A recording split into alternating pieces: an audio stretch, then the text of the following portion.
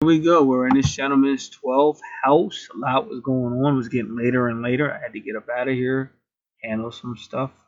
Thank God. I went out, went in. It was beautiful though.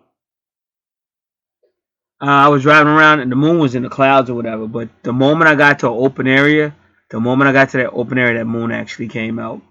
And it was like the moon came out and plus Venus, and they made sure I could see it. But that happens all the time. I see stuff like that. That's why I said the more you connect back to where you're really from, you actually get to see a whole different universe. But like I said, some people just get too caught up in this life, which is really temporary. And the thing about this life is the stuff you do here is going to determine where you go from here. And that's why I try to tell people. Even like I said, when we got to where Scorpio was in his 11th house, that was the first time you saw that 20 degrees, which is that judgment card. So we got to really learn this stuff and take it seriously. Most people don't. They pick and choose what they want. They turn a sacred art of astrology, which is also spirituality. They turn it into bubblegum astrology. What about me? What about my love? What about I want to be a singer? But they don't really go, why are we here? They try to do it their way. They don't get their natal charts. They don't find out what's going on. They try to do it their way, or they get a cheap version of a natal chart or some just silly stuff. They just keep playing games, but they don't realize this is really gonna determine where you go from here.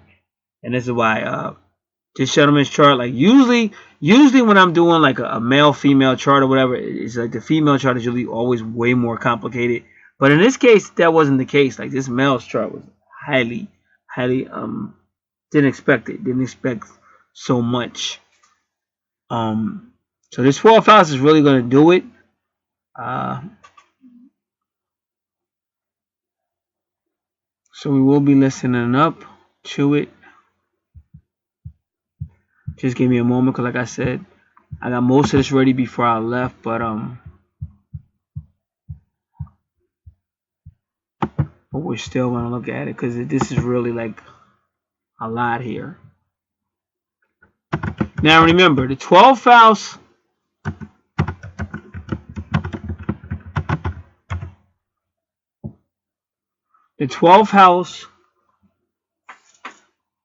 is a lot like the 8th house.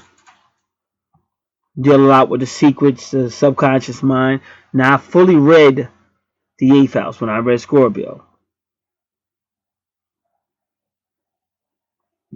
but the difference between the 12th house is the 12th house is supposed to be about grabbing all those secrets out of your subconscious mind, keeping a journal for your dreams, keeping a journal with you even in the day. So when these things start to come to you, you can be writing them down so that you can.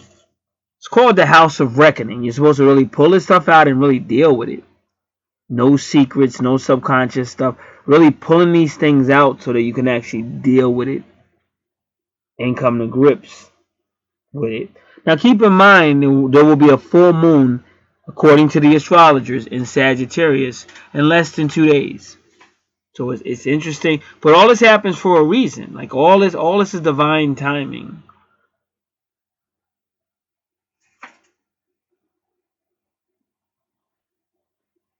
But the 12th house is really about open enemies, secrets, your subconscious mind, and it is the house of service. It is the house of service where you're helping others. But unfortunately, sometimes people get caught up because it is a karmic house. But some people allow people to use them. So then it becomes a house of martyrdom where you actually really mess yourself up helping other people. So it's never supposed to be that way. And I always tell people the best help you can give people is to show them how to help themselves so that they're not burning you out, and hopefully they'll learn how to stop burning other people out too. Because unfortunately, always trying to get somebody else to do it for us or taking advantage, letting somebody spend their resources while we don't spend ours. These are just traits of what humans tend to do. So that's why in the 12th house you have to learn. I am here to serve and help you, but the biggest help I'm going to do is to help you learn how to help yourself, so that you're not burning me out or anybody else. Excuse me for a moment. So again, the ideal of the 12th house is to have a journal, write these things, not get your subconscious mind out, be honest with yourself, and anything that's under these rocks, anything that's under these carpets, to clean them out and deal with them. It's the house of reckoning, because otherwise you're going to keep on holding on to it, but you hold on to it means you don't work on it, and then you can still be held accountable for it.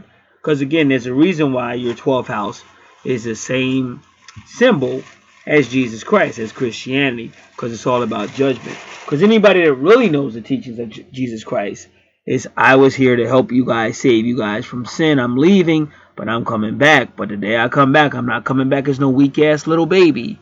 I'm coming back in judgment, and that's what the book of Revelation, which a lot of people don't like to talk about, even Christians. They don't like to talk about that revelation. You love Jesus, but you don't want Jesus coming back with that flaming sword, judgment, and it's talking about sending people into hell, the lake of fire. This is things people don't want to talk about, but it's still a reality, even though you may not think that it isn't. But there's a reason why there's a big ball in your sky every day burning with fire.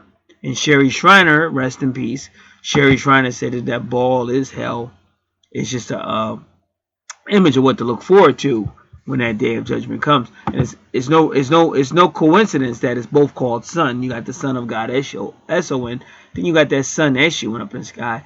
And then, you know, they call Jesus the Son of Righteousness in Malachi chapter 4. And they call him the bright and morning star. And they call him the morning star and things like that. The day star. All comparing Jesus Christ to that ball of fire in the sky. And then remember Amen Ra. The Egyptians called it Amen Ra, but your Bible calls Jesus the Amen, and your Bible continually associates Jesus with the Amen or Ra or Egypt. I call my son out of Egypt, where our Lord was crucified, Egypt. So it's all there, but you know, people don't want to study that way, or they're letting somebody else, and you should never let somebody define this stuff for you, because this is where you're going to be ending up at. So you should know what it means. And then the people that are telling you this stuff, they're hiding it from you. But they're giving you words. You know, the words you're saying is kind of letting you know. Just like I recently on my other channel, I broke down a woman's heel. I broke that word down because I told you etymology is everything. And there's a reason why that heel goes up. Just like a roller coaster. That heel goes up in the back, but then comes down like boom, rugged. And there's a reason why, like, the more the heel does that, the more sexy it is to the woman, or the more appealing it is to the woman. But why? Why? But you never ask why. You just, oh, you know, you're getting too technical. No, you just don't know how to break down etymology. And there's tons of videos out here on YouTube where people are trying to show you what you're saying when you're saying these words, or what these movies are really telling you. The Rock's one, that's all he does. Now Nania tries to help you wake up too. So I don't know. And a lot of these people have a lot of numbers and a lot of support, but the people, to me, it's almost like it's still like a game. It's still like a game. It's still like you're watching TV, but this stuff is real. That's the real stuff. The stuff like people like that are talking, that's the real stuff. This dopey stuff that people are into, bubblegum astrology and stuff, that's the stuff that's going to put you in a situation that you're going to wish you had to listen to guys like me. So now why am I telling you all this? Because I've been trying to wake you up throughout, because I'm just showing you what's on the chart. So it's not like me adding or taking away. It's actually what's on the chart. And that's why I'm saying now we're getting ready to go into the 12th house, the final house. We'll wrap this video up. But there's a reason why all that stuff came down the way it did. And if you're listening to what I'm saying, as much as you think your life is yours, it's not. You're collectively connected to this entire universe. It's just that you've been detached by the people who put you in the matrix. You're still connected, but you're feeding. So like a computer program. Like you can use your computer. Like you see all these other people on YouTube. They're using their computers and they're making a whole lot of money off of it. Got endorsements. Got companies sending them clothes for free, and they're getting paid for it. Like they're getting money off all of this. But somebody else might tap into the computer just to watch the sports game or something. You know, there's a difference. But it's the same computer, the same network. The universe works the same way as that computer. You could tap back into who you really are and have that universal power, or you can keep on believing what you're believing and you tap in. That's why I said Jim Baker is a perfect example of somebody that had the world at his hand. He had unlimited resources. Unlimited resources. but it all came crashing down. So what he learned from all of that was to continue to, give you an image that's not a real image, but it's an image everybody believes they see, but it's not the real image.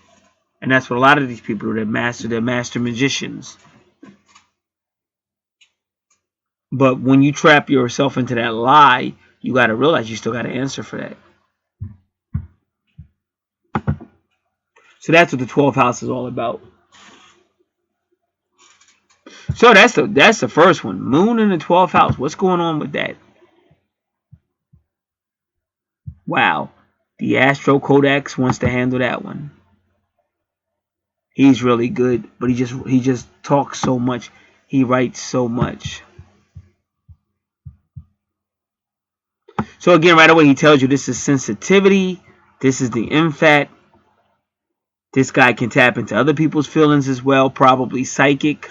But that's why these leaders are so good with manipulating the people, because they can tap into that energy. And they know what to say at the right time, or they know there goes Sue. I know what to say to get Sue to do what I want. Because remember, Lilith is lurking behind all of this. Remember that. That manipulation that we talked about in the chart to the left as well.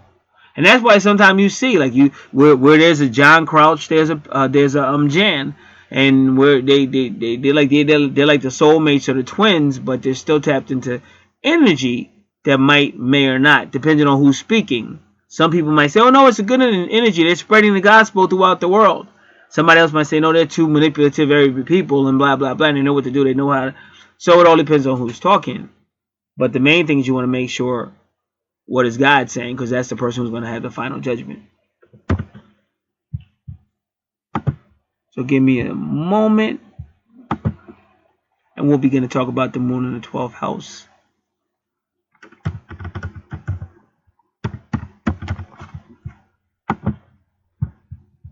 But again, that moon rules Cancer. That is the mother. And again, it's going to also be connected back to the 4th house of family, because the Cancer does rule the 4th house. So anywhere where you see Cancer on your chart, it's going to be affected by this moon, and so is your 4th house.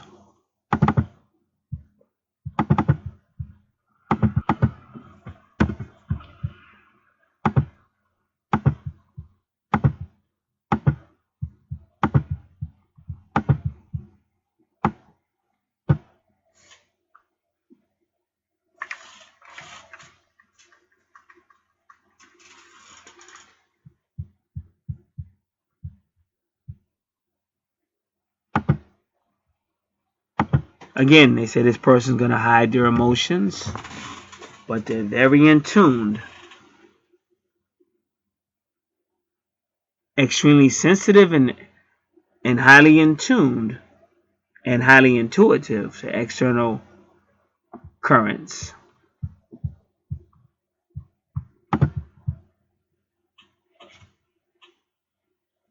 They're also clairvoyant. But like I said, both these charts are psychic, extrasensory, perceptive gifts, a whole lot of them. Now, if you want to know what your gifts are, I'm going to tell you the best way to do it. Make sure you got some Archangel cards by Doreen Virtue, because they list all the clairvoyant, the Claire gifts, the ESPN. But what you have to do, you have to ask about at least 15 questions, 20 questions, because you got to remember it's about 5 or 6 of those cards. Now you might get lucky; they may all come up at once, but generally speaking, that probably is not going to happen. It can happen. I've seen stuff like that happen before, but that's why I said you got to ask about 15 to 20 questions. But those cards will come out and they will tell you what your gifts are. Clairvoyance, clairsentience, there's a whole lot of clairs, but these are all extrasensory perceptive gifts.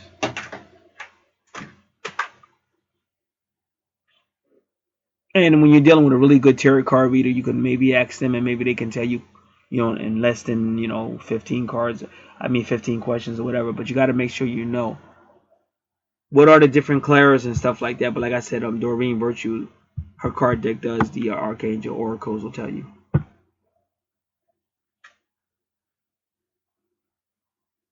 So clairvoyance is anybody that can pick up things that normal people can't see or feel. And it also said perceiving things from the future.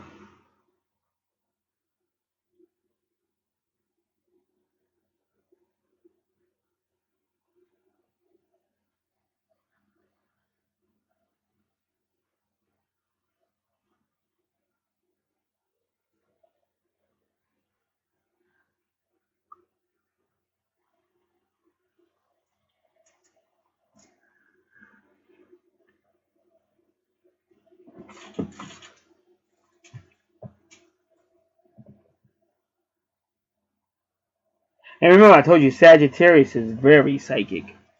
So that's long range. That's like a psychic connection to out of world, out of this world experience as well as this world. Very psychic. But Sagittarius also deals with higher law as well as higher punishment. It also deals with your in-laws. It's connected to your ninth house. So again, whatever's going on in his ninth house is also going on in his 12th house. They're connected.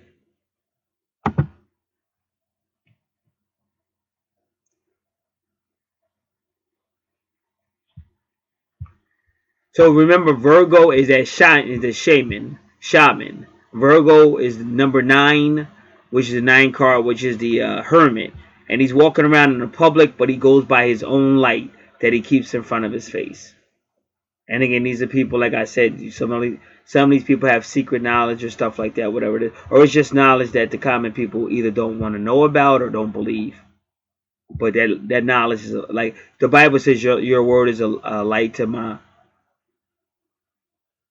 like a lamp to my feet, light to my path, or something like that. I'm paraphrasing, but that's what a shaman is. Number 9,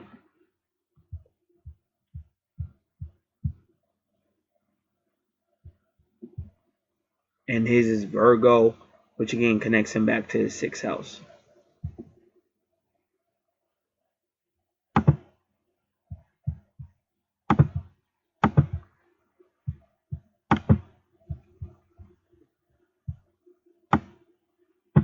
And again, the 12th house is ruled by Pisces. So wherever Pisces and Neptune is, Neptune rules Pisces. That's also going to connect to his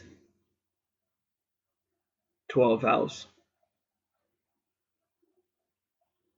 So his Pisces is in the 3rd house. His Gemini is in the 6th house. So again, Gemini and Pisces energy is going to be in that 12th house. And then wherever planet Neptune is, and that goes to the 1st house with Capricorn. So once again, a whole lot of past life, present life stuff all connected.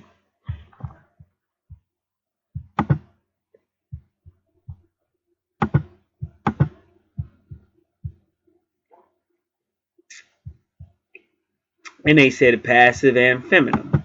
So again, let me tell you where I'm at. This is astrocodex.com. And okay, here we go. Let me make sure. The moon in the 12th house. So this is astrocodex.com. Moon in the 12th house.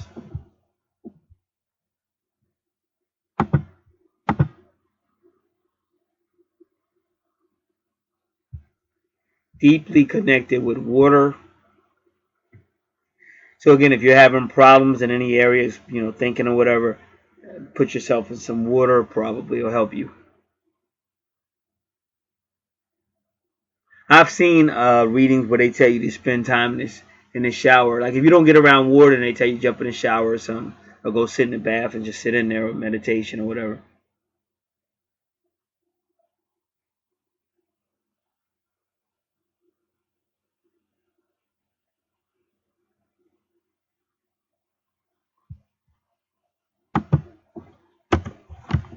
But when you see a chart like his, this person probably has lived many lifetimes as well.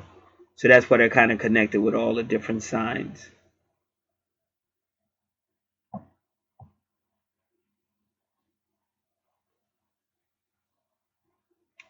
They say the 12th house is the Achilles heel of the natal chart. But they said such a placement can be dangerous and troublesome.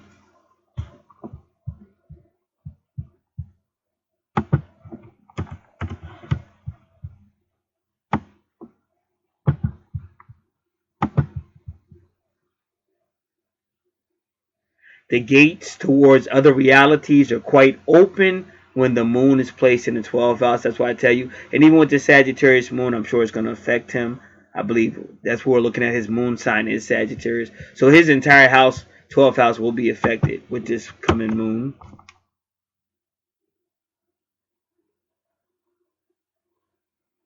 But that's why I say these people go internal, and that's what kills them. And I got a brother-in-law like that. This is what puts you in a crazy house, and this is what gets you in trouble because you go internal instead of like getting yourself a YouTube channel, setting up shop. Not only are you gonna have supporters and customers and stuff going on, but you can get that shit out and heal. Because that's what the 12th house is supposed to be about, bringing it out. But these type of people, like I said, they're still a Jim Baker type of people.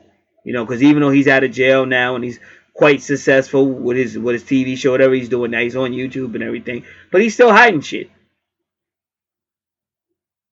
And I'm sure he hasn't come to grips with a lot of. Has Jim Baker ever made a movie about his childhood? Not a movie, but a book. Because he knows how to make money, but like, why haven't you ever talked about that? Like Pee Wee Herman, that was another repressive guy, and he never talked about it. You know, whatever happened with his family life, nothing. These are very repressive people.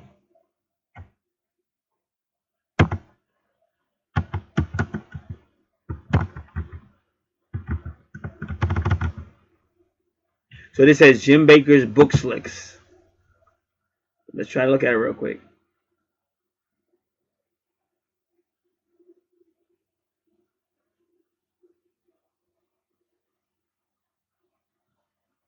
List of books by Jim Baker. My question is, did he ever talk about his coming up upbringing and stuff like that? Books by Jim Baker, New Bridges.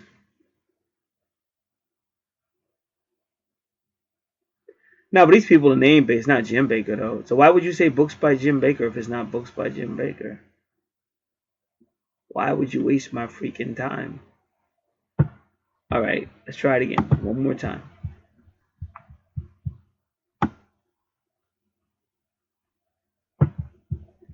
Okay, this is thriftbooks.com. Okay, I don't know how old this book is, but this is when he was younger. I was wrong. You guys think I'm joking. You know he wrote a book called I Was Wrong. We know you were wrong. The feds know you were wrong. They locked your ass up, Jim. Everybody knew you were wrong. Jessica Hahn knew you were wrong.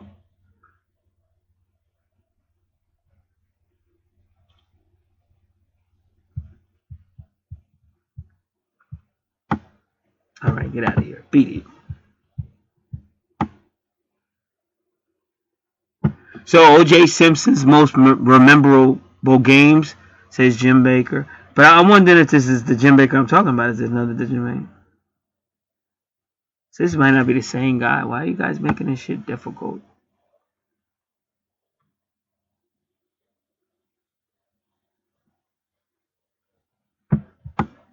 Because this Jim Baker wrote a lot of sports books.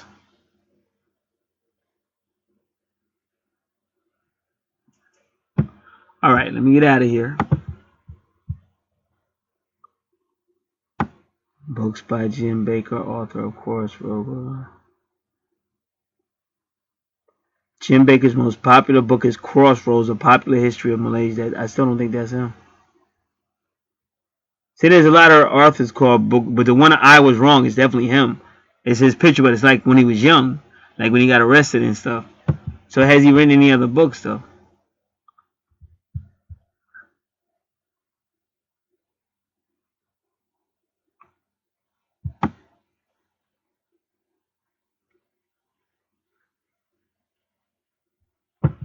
Alright. So I don't know. See, that's my point.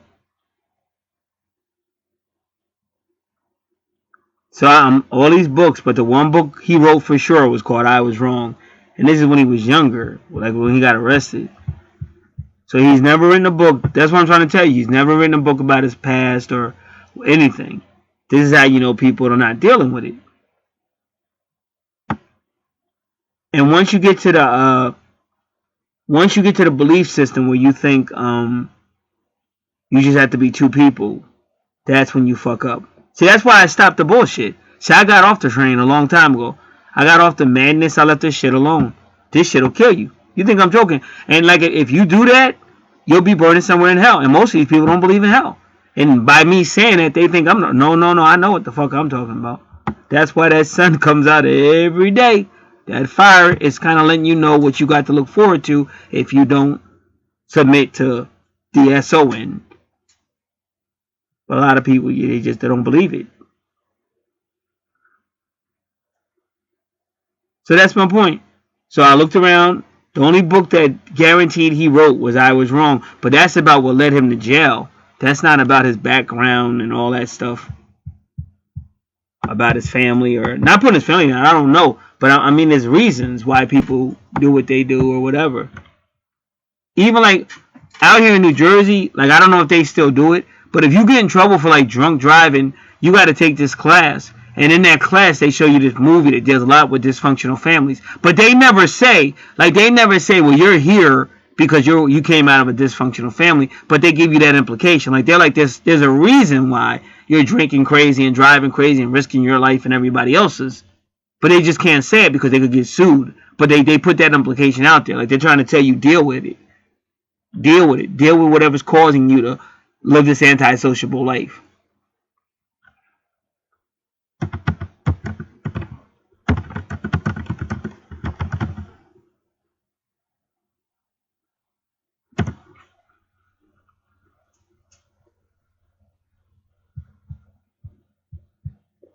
Okay, so this is on Amazon. I'm just trying to see what the book says.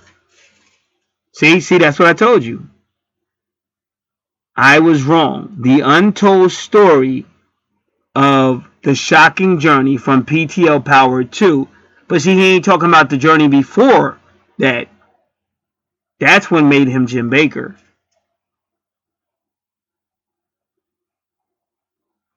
Then there's another book that says Forgiven, but they're not saying he wrote it, but it is about him. But they're not saying he wrote it.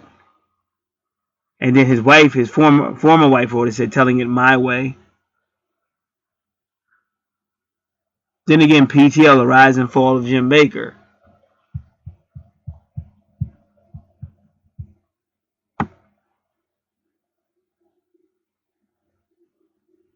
And they even said the loss of Jim Bakker's empire, his money, because that's what it was.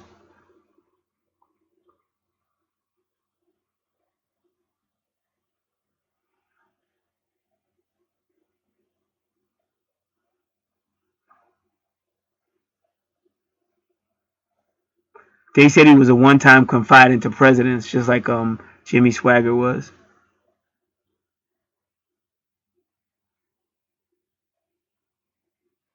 Hardcover, $8.95. Paperback, $20.26. Audio cassette, $69.56. That's the Jim I know. Ha ha ha! That's the Jim Bakker. You think I'm gonna pay you $900 for an audio cassette? Are you fucking out of your freaking mind, Jim? And then he does have a song that said, well, this was by James Albert, though. So it says James Bakker, Miscarriage of Justice, with a question mark.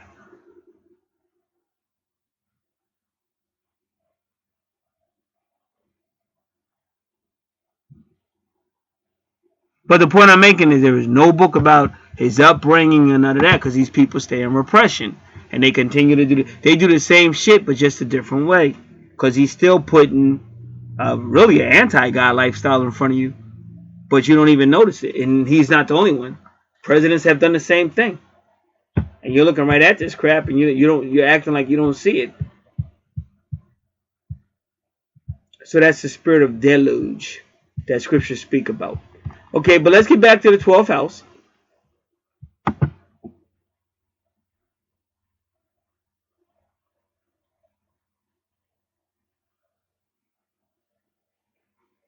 So they saying this person is like a psychic, and he might have strong healing abilities, but you just got to be careful with people like that, because another thing that's said in scripture is, you healed all these people, why can't you heal yourself? So I would tell you, before you start healing other people, which is good, make sure you're healing yourself.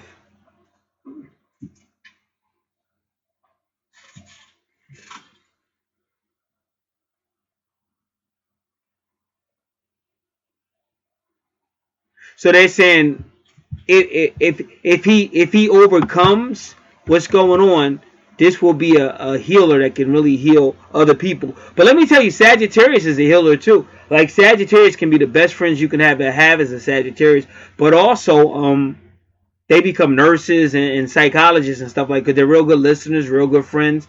And Dolo is a Sagittarius. Dolo, king of the Moors, Dolo, king of the Murs, he's a Sagittarius. And if you follow Dolo, like if you don't have a problem with race and you follow Dolo, that's all he does is come out here and really help you all with knowledge, truthful knowledge about real history. He shows you how to pray correctly. He unveils secrets that Freemasons won't reveal. So Dolo does it.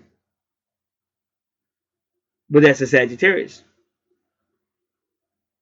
So, like I said, if this person has the opportunity to heal and actually really benefit, because don't become powerful like Jim Baker and then end up like Jim Baker. You understand? You can become powerful without all that crazy stuff. Like people really think you need all that dark stuff and hidden stuff and all that stuff, but you really don't. And maybe you would make a whole lot of money the Jim Baker way, but you saw what happened to him.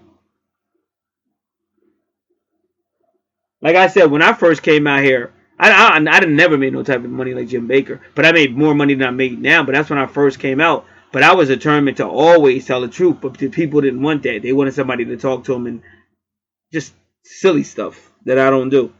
But they want you to sit here and talk about love all the time. It's more to life than just love. Love is an aspect of life, but love is not your total life. Like, don't fall into idolatry. Don't worship no woman. Don't worship no man. Don't worship love. But that's why I said, so the first thing you want to make, oh, the money's coming in and stuff, but I made sure I claimed everything. I always make sure I claim everything. I had to put my trust in God. I had a long talk with my Archangel Gabriel cards. I really did. Like, I put out my Archangel Gabriel cards and had a long talk with him in the beginning. And he was like, trust God. Just trust God. Don't worry about all that. Just trust God. So that's what I did. Because all these people, like, I'm not going to say no names, but a lot of these televangelists, they all, the government has said turn over the books. We want to see what you're doing, with the money. And they won't do it. There was only one ministry that did it. But everybody else said no.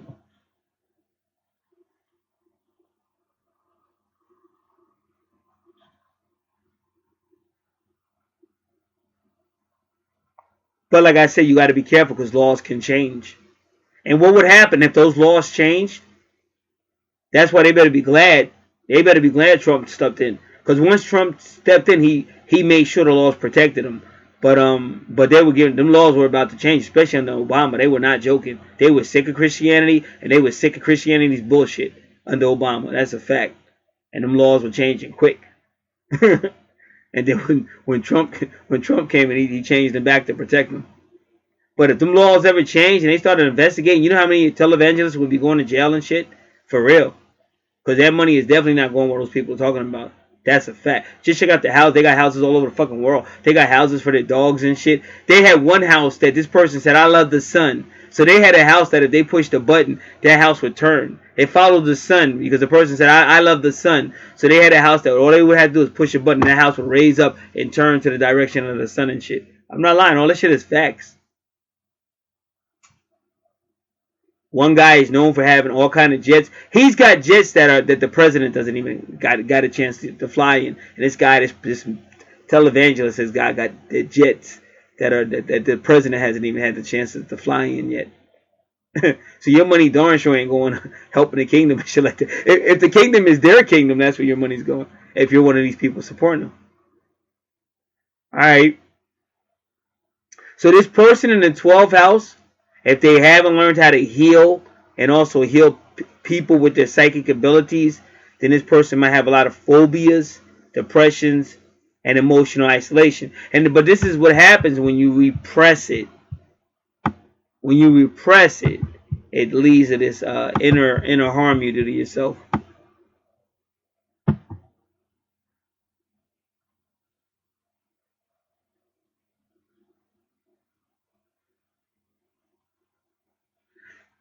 So again, like I said, 12th house moon is you're an infat and you'll be great. Remember, Lilith is also like the dark side of the moon. But see, Lilith's going to use that power to manipulate. And she's going to use that power to make sure she's in control of situations. And that's why I said, but that can backfire. I'm telling you again, that's why I keep saying Jim Baker. That can backfire.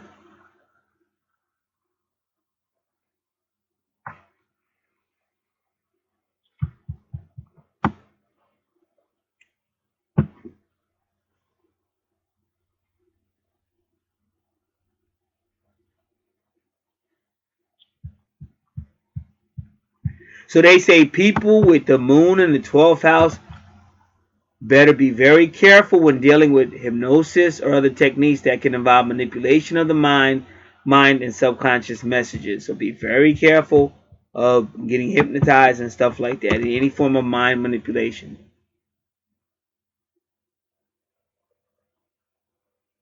They say this type of person will follow orders more than anybody else, and they don't even have to fall into a trance. They said even if the moon is in the sky and they're looking at the moon, they say this person will actually become like hypnotized.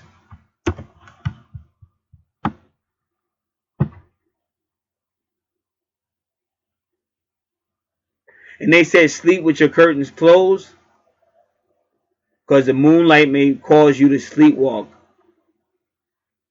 And they said or even indulge in other activities that you won't remember later. So that's interesting. And Dr. Delbert Blair, another master teacher, said when you go to sleep, before you go to sleep, make sure you pray or protect yourself. He said because you got to remember we're just one world and unlimited worlds, and those people come in and out. You know, and you may have seen you may have seen shadow people, or you may have seen some other shit, or heard some noises in the room that you know ain't nobody in and shit. That's what he's talking about. So you got to stay prayed up. That's one thing about me. I stay prayed up all the time. Apostle Paul was one of the greatest metaphysics, and he always said, "Pray incessantly. Don't stop seeking." That's why I said when you go to a prayer website, and somebody tries to tell you, "Oh, you pray too much," or "Don't pray about that," or you fuck that person. That person, you're not speaking from the Bible. That's why I meet too many Christians that like to speak from their freaking opinion. I could give a fuck less about your opinion. I'm not listening to you. You're an idiot, and I'm not going to end up fucked up because you don't know what you're talking about. So I learned all this from the 1980s because I came up looking for God, and I found all these losers and pedophiles and molesters and all these crazy people. And unfortunately, most of these people are in these churches and not in the. You think they're in the bars, and they might be, but at least in the bar life, at least you know what you're dealing with. And in churches, you got a bunch of fake, phony frauds that are far worse than the bar people. But I don't hang out in bars no more. I used to. But I just try to teach people from my own experience so they don't have to sit there and make the same mistakes. That's why I say the more you realize that the power is in you, and this person right here has a lot of power. But I believe, in my opinion, after reviewing his chart, he's a lot like Jim Baker. He's got a lot of repression that he's not dealing with. And all he's got to do is like see, Gabriel is the moon. Archangel Gabriel is connected to the moon. And like I just told you, I was out there in the moon. So I was driving around and the moon was in the clouds. Soon as I got to an open space, that moon came out. But I've seen it happen. It came out with planet Jupiter too. Just now. So my point is, the more you tap into your real power, who you are, and what you're really tapped into, you ain't got to worry about all that. That's why Gabriel said, don't worry about it. Do it. Just tell. Just give it. Dude, then you ain't got to worry about nothing coming back to bite you in the ass. Just go ahead and open it up. Tell. And I did. And everything worked out. It's the devil that wants you to believe you got to hide this and repress that and hide that and all that. And you got to carry something that happened to you when you were little, but you don't have to. That's a choice you're making. That's not like if you're a victim of any form of abuse and you carry it, that's not the abuser's fault anymore. It was their fault when they abused you, but it's your fault for carrying it because you could let it go and heal and keep it moving. That's what the 12th house is really supposed to be about. But the people are so scared of the 12th house that they keep on sweeping it under the rug. And as long as you sweep it under the rug, you're not healing and you're not letting it go so that you can move on. So it's going to keep pulling you back down like quicksand. So the moon in the 12th house can bring a lot of fears, and it's always going to be connected with emotional issues. This person may be afraid of being hurt or abandoned, and you see that on his chart. He doesn't want a relationship because he's afraid of a relationship, but he likes the freaky shit. Why does he love the freaky shit? Because you can feel it right then and there.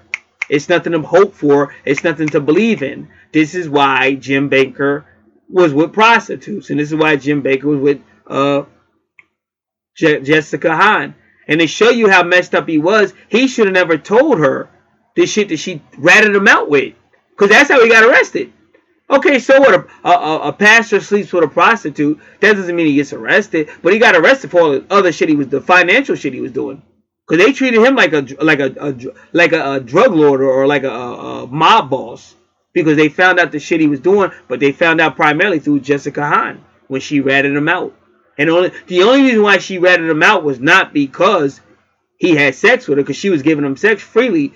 She ratted him out because he wouldn't give her a bigger cut.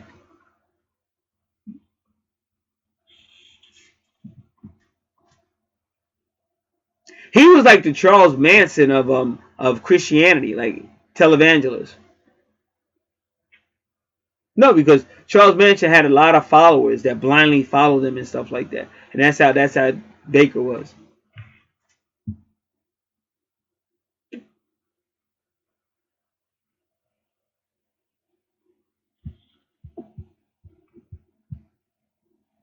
So they say this guy might spend long times away by himself. That's the number 12. That's the Neptune energy. That's the Hangman card. So you got you have the, oh man, I just broke my freaking, you got the Hermit. You got the Hermit card. That's number 9, Virgo energy. So he comes out in public, but he's a hermit because he goes by his own enlightenment. But then you got the Hangman card, number 12, Neptune energy, and he don't come out. He's hanging out by himself a lot. You know, hanging up upside down and stuff like that.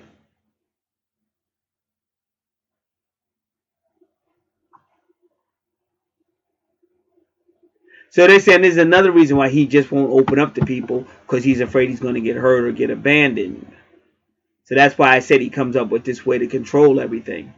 But that's how you start lying, and that's how you bring yourself down again. So they say a lot of his issues may be with his mother. But like I said, I wouldn't limit it there. But that are some of his issues.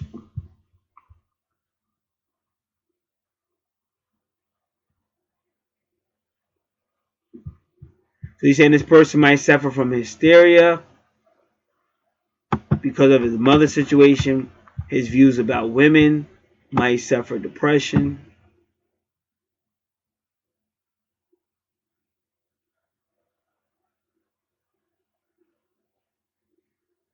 So they said his mother may have had a mutable mood, depressive tendencies, or hysteria. So she may have been hospitalized quite a lot in his life.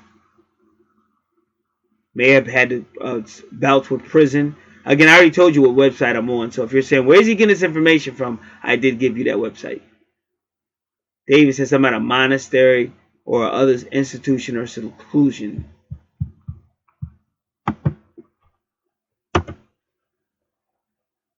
So they say this person will have a great imagination and may even be a daydreamer, maybe now or at least when they were younger. So the moon in the 12th house could disturb his sleep. He may have a lot of dreams, and they might be nightmares. But again, I'm going to tell you, you can take control over all of that. I took control over my dream. This was way before I knew anything about metaphysics. It was the 1980s, and I took control over my dreams because I don't like being in a weak position. That's why I said you can't really threaten me. I'm a survivor, one of the most brutal abusers in the world, and I don't play that. That's why I said when this guy just sent me that crappy email, like, dude, you can lose your life fucking with. Don't fuck with me like that. You'll be dead, easy. So I didn't like the idea of dreams, you know, because anything can happen in dreams. So in the 1980s, I'm sure it was my higher self helping me, but I just took over my dreams. So that wasn't going to be a problem for me.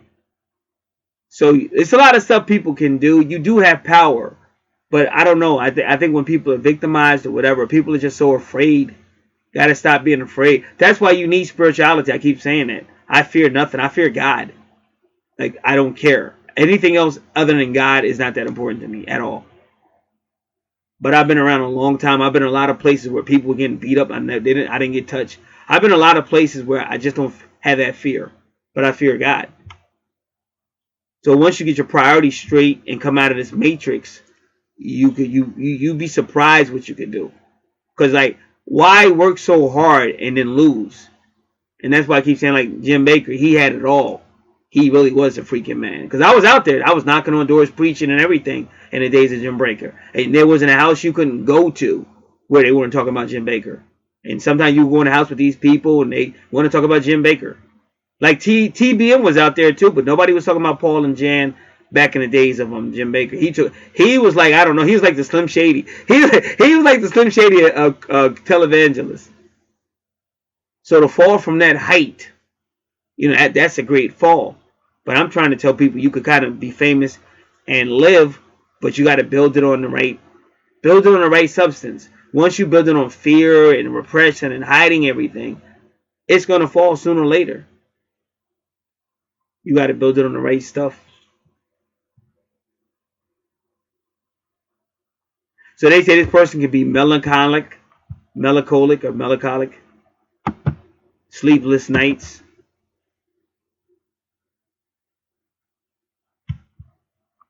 So they say around a full moon, you might have monthly cycles of difficult nights. Or whenever the moon transits in your natal position.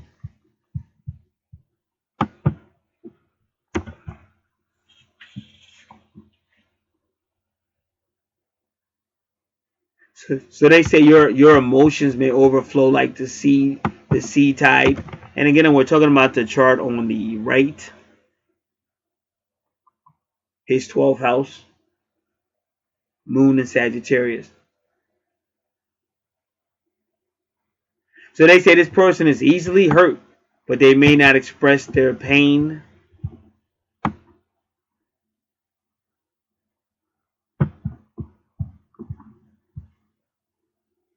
But they are healers. Like they can really heal other people, but they may have trouble healing themselves. And sometimes they may feel better if they heal other people, but they really have to work on healing themselves. And again, I'm pretty sure this person would be like a good shaman, because that's what a shaman is like. He's really good at healing other people, but he may not heal himself. And a shaman is very psychic and very connected to the spirit world.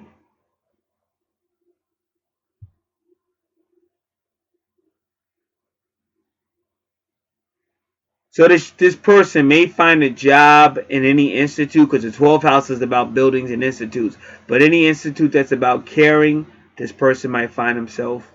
Like my friend Talia is a Sagittarius. That's my best friend, and that's where she works. She works in the prisons as a nurse, but she also knows about psychology and stuff like that.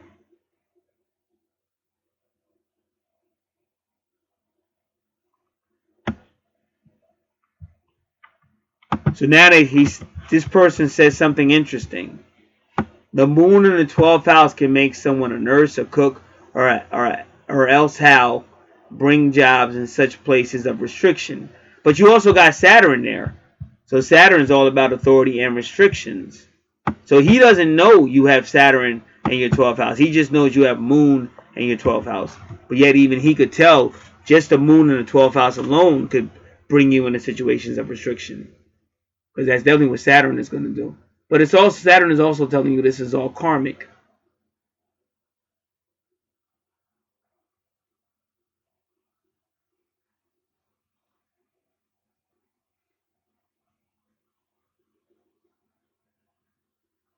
So they're saying because the 12th house is also about hidden enemies, and because of that moon being there, you may actually have females that are enemies. But I already told you, he already knows that. Like I'm telling you, this guy is not a friend of females. They may think he is, but inwardly he's not. He don't trust y'all because of shit he been through. And I'm trying to tell you, that's why some of these men, their wives are not women.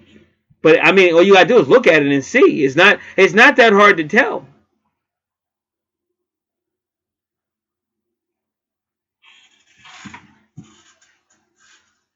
This is what I'm trying to tell you.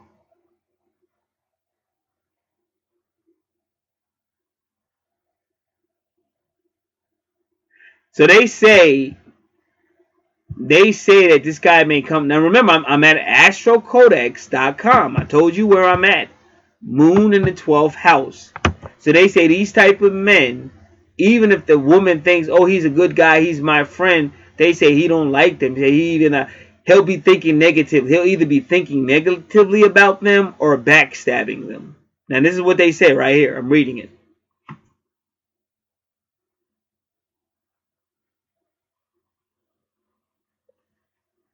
So they're telling him to be careful of doubtful females. And that's why when I saw that number 6, I told you that number 6 is the lover's card. But that's Gemini energy, and that lover's card is usually about doubt. So keep an eye on doubtful females or anyone who has a strong Cancer moon, a strong Cancer or a strong moon emphasis on the natal chart. So they're telling you to keep an eye on them, but not become paranoid. But I'm going to be honest with you. There's no way you're going to keep an eye on a person and not become paranoid. Why don't? That's what a whole keep an eye on it is.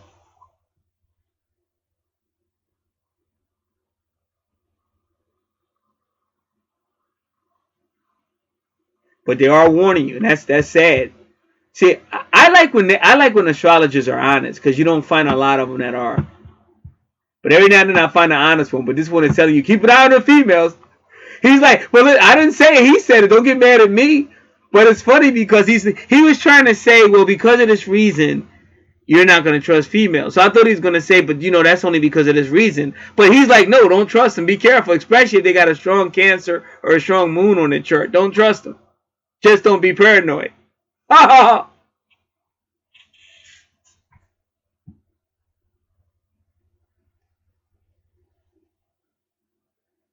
All right, so that was interesting.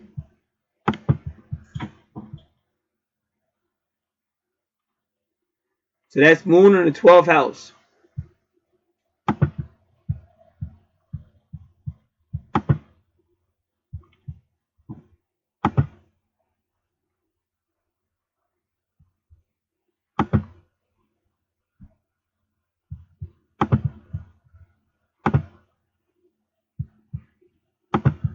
All right.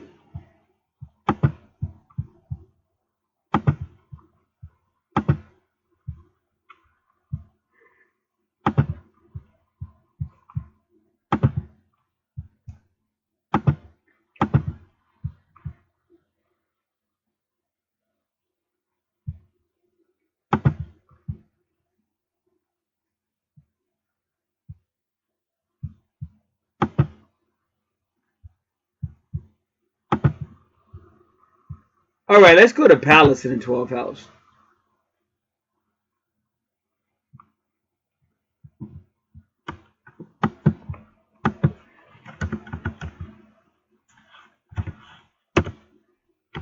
I don't want that.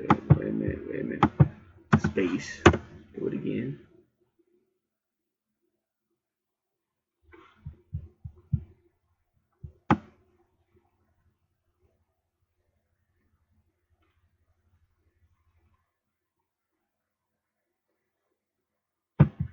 All right, this place is called 12house.com.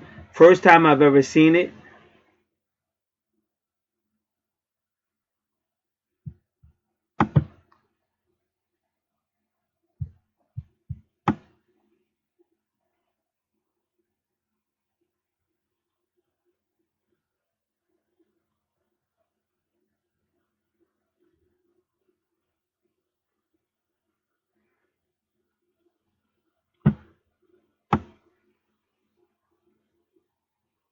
All right, this guy's saying a lot about Palace.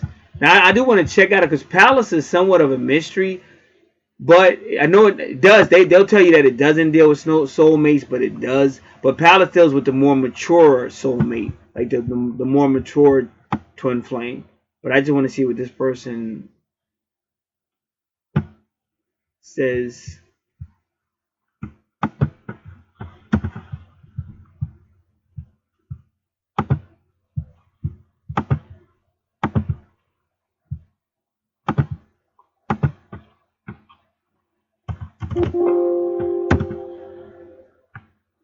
Give me a moment. I've just got to bring it over here, do a couple of things.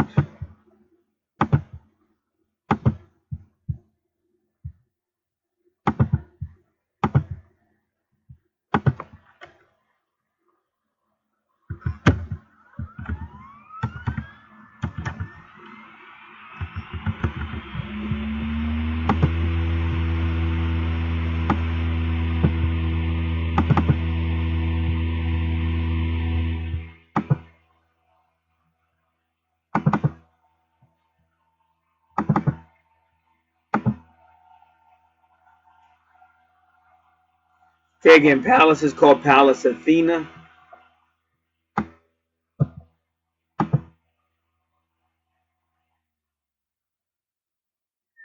warrior goddess.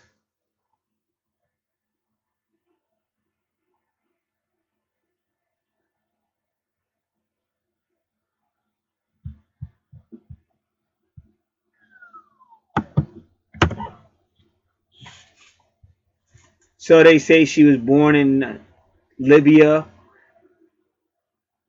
home of the legendary Amazons. I didn't know that the Amazons were connected to Libya. I didn't know that. But her worship was brought to the Greek islands much later by the Libyans themselves as they as they immigrated across the Mediterranean Sea.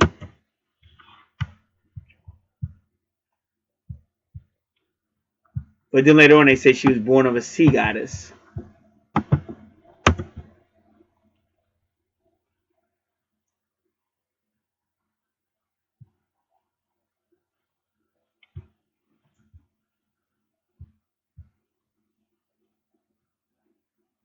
So I know this part because I'm reading, but I just learned this the other day. I've never heard this before, but they say that for some reason Zeus had a mistress or something, and Zeus is pretty much just Jupiter, and in order to avoid being found out that he had a mistress, he swallowed the mistress, but she was pregnant. So after he swallowed the mistress, later on, Athena came out of Zeus or something, fully grown.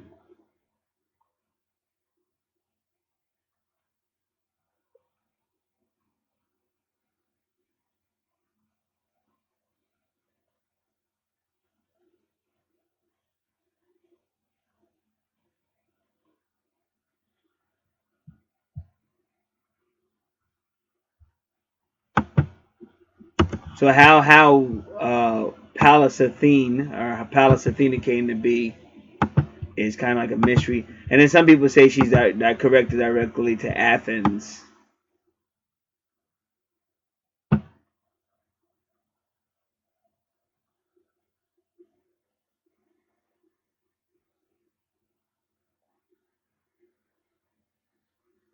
So Pallas, Athena, and Medusa were three faces of the Libyan version of the goddess,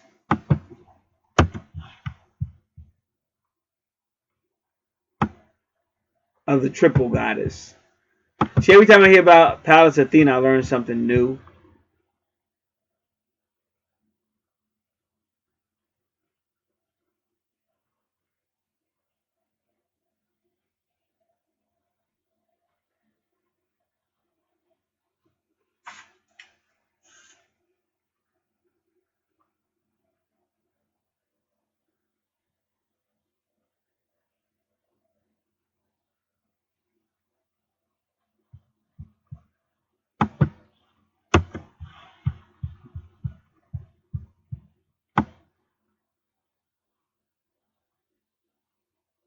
So the reason why she calls herself Pallas Athene, she had a sister. Pallas was his sister, but somehow Pallas ended up dead. So they say she took the name Pallas and put it in front of her own.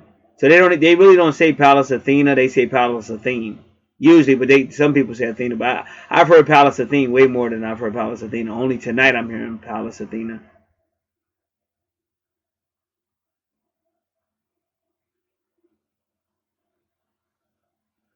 And they say even though Medusa, the serpent woman, her hair was serpents. That Athena would use her blood to heal people with regeneration.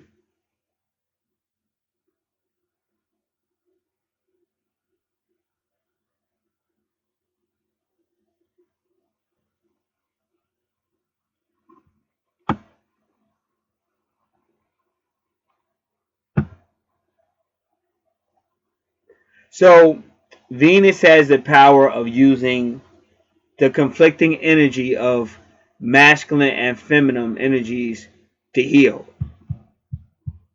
So she basically does the same thing I do, which is just teach oneness. See, the Messiah taught oneness, and like David and Joseph and Daniel, whenever they interpreted a dream, they said it's all one. See, the devil divides and conquers, but the real spirit of God brings it back to one. There'll always be one because everything came from the one source. The light and the darkness came from God. Isaiah 45:6-7. So you have to understand you don't divide it. And that's why if you go over to the Asia, they don't say something's good or evil. They just submit to God. They say whatever it is from God, so we accept it. We don't try to discern what's the difference between good and evil because everything comes from God and we're not going to judge that. We're just going to accept it.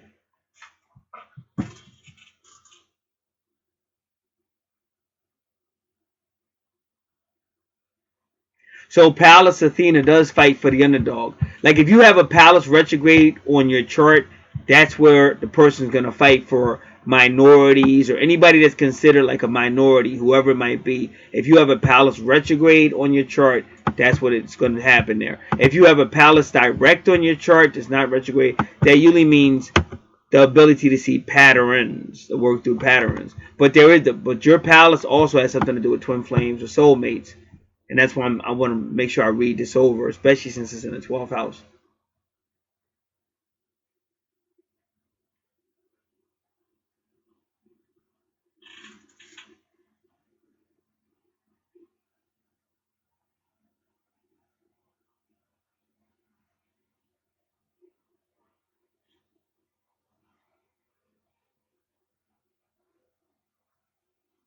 So they're saying Pallas Athene can also represent the denial of one's own gender. But I just got finished telling you about these leaders that have many men, women, wives.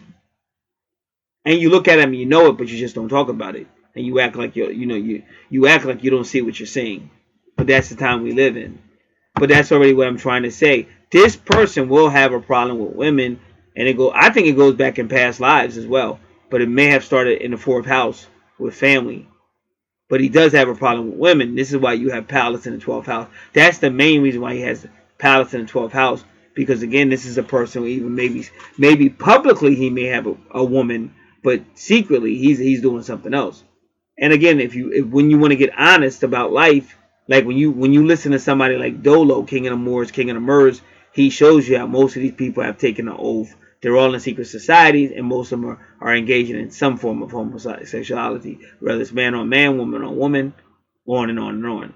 So that's what Pallas is representing in this particular 12th house. So that's the secret that is being carried.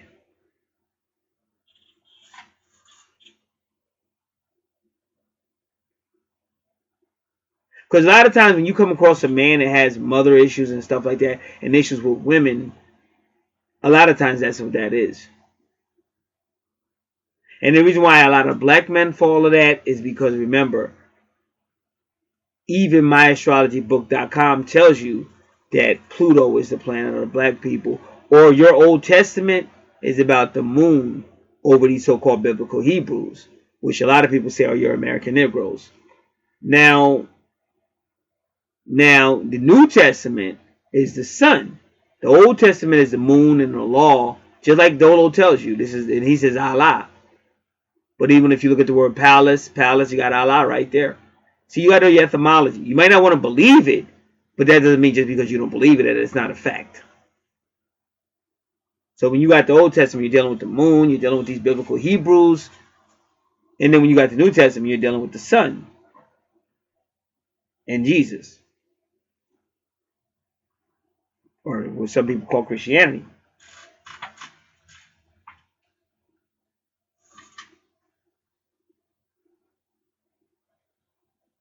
So now they say when you're dealing with, which I didn't know this till tonight, everyone. That's why I wanted to read this over. So he's saying when you're dealing with Pallas Athena, you're dealing with androgynous. But you have to know a lot of angels are androgynous. Archangel Gabriel was androgynous. Thoth was androgynous. A lot of people don't know that. And even Bobby Hemmett, a great master teacher, said that a lot of people talk about Osiris. You don't know that your U.S. presidents take an oath to Osiris. You guys don't know that. But they show you Egyptology on your dollar bill. So if you think this country is not connected to ancient Egypt, you're just silly. So they are taking an oath to an androgynous ruler or god, and then a lot of them have, like I said, you can just look and tell that ain't no dude look like a lady, but in this case, it's lady look like a dude. So however you deal with it, either you're in denial and act like I'm making shit up, or you just don't want to deal with it or whatever. And some people say, well, I'm a woman now after the sex change. So however you cope with it, I'm just telling you facts. I'm not telling you what it is or what's right or wrong. That's not my job. So they're saying anybody with Pallas or Athena is dealing with, whatever I already said. I'm not going to say it again. But he does say androgynous. And androgynous is like both sexes. Like Archangel Gabriel is both sexes. There are people on YouTube that have seen Archangel Gabriel. They asked him to see. They asked Gabriel, could I see you? And he's showing up. Facts. And I've seen a couple of videos where they describe Archangel Gabriel. Just like he looks on a car, but he's a giant. But he looks just like he does on these cars by Doreen Virtual and stuff. Androgynous conditions and healing through feminine wisdom, energy balancing, or conflict resolution are also expressions of the Pallas Athena archetype. So now you know why Pallas is there. But sometimes when Pallas is on your chart, it's just like the more mature of the two twin flame energies. Like the more mature one is trying to get the two to work together and be together and resolve what's ever going on in that house. But in this particular house, I know for a fact it's exactly what's being said. This is a person who doesn't trust women, doesn't really like women, but he may front. He might get a woman and just be out in public with her, but in his fantasies and stuff like that, and it hidden is that what we just talked about. I know that to be the fact because you see it throughout the chart.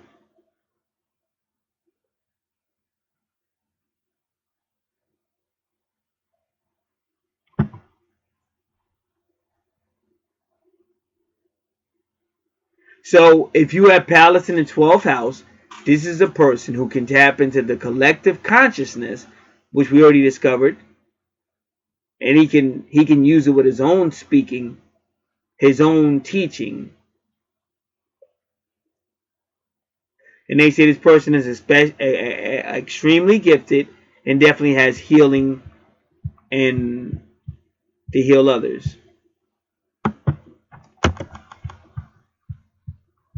And this person will not be able to understand symbolism and stuff like that. But as I told you, Pallas helps you understand patterns and symbols like that.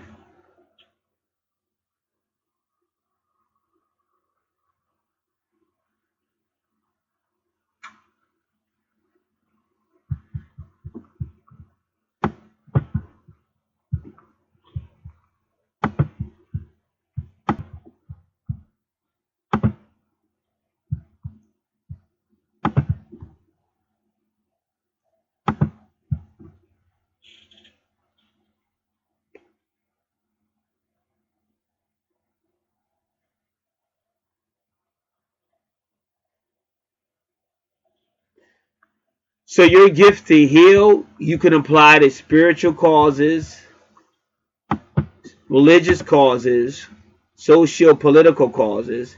They said even the healing of the feminine. And I think that's phenomenal. So here is a man that has the gift of being able to heal the feminine. It even says psycho spiritual wisdom. It's kind of funny how they put psycho right after the feminine. Once again, an astrologer that tells the truth. And I didn't say it. This is astrocodex.com, just like I told you. So don't blame me. But it's just the way he wrote it. He wasn't saying psycho female. He just wrote feminine, but then he said psycho spiritual wisdom. But he did say psycho.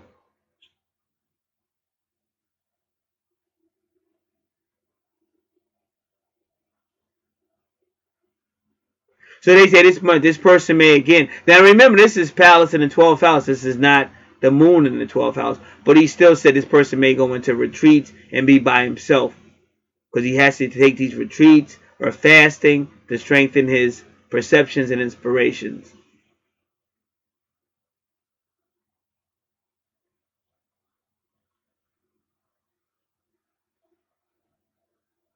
So they say they warn this person against thinking he has the total truth. And they always warn us against that. Guys like me, like once I know it to be the truth, I'm not deviating from it, but I will keep my mouth shut or whatever. I'll try to do that.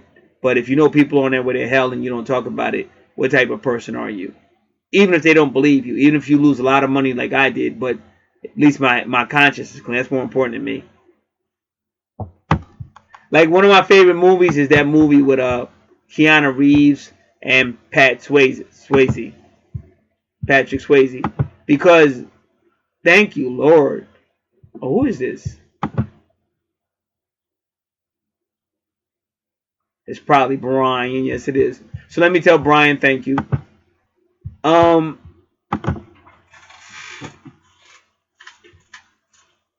Patrick Swayze's character wanted to ride the highest wave in the world, and Keanu Reeves kept telling him, "You can't do it. It's not possible." But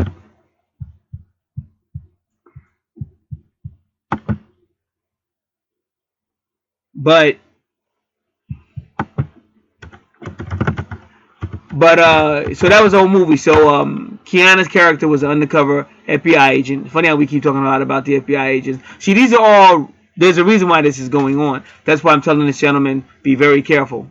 Be very careful. You'll be the new Jim Baker. Um, but Patrick Swayze, he was just a bank robber. But unfortunately, and one of the bank robbers, they didn't mean to, but a federal agent got killed. So they sent in, Reeves undercover to bring this guy to justice. And he got away from Reeves or whatever, but Reeves was tracking him, and Reeves knew he would eventually show up at that beach because that's where the highest waves are. So it was kind of sweet.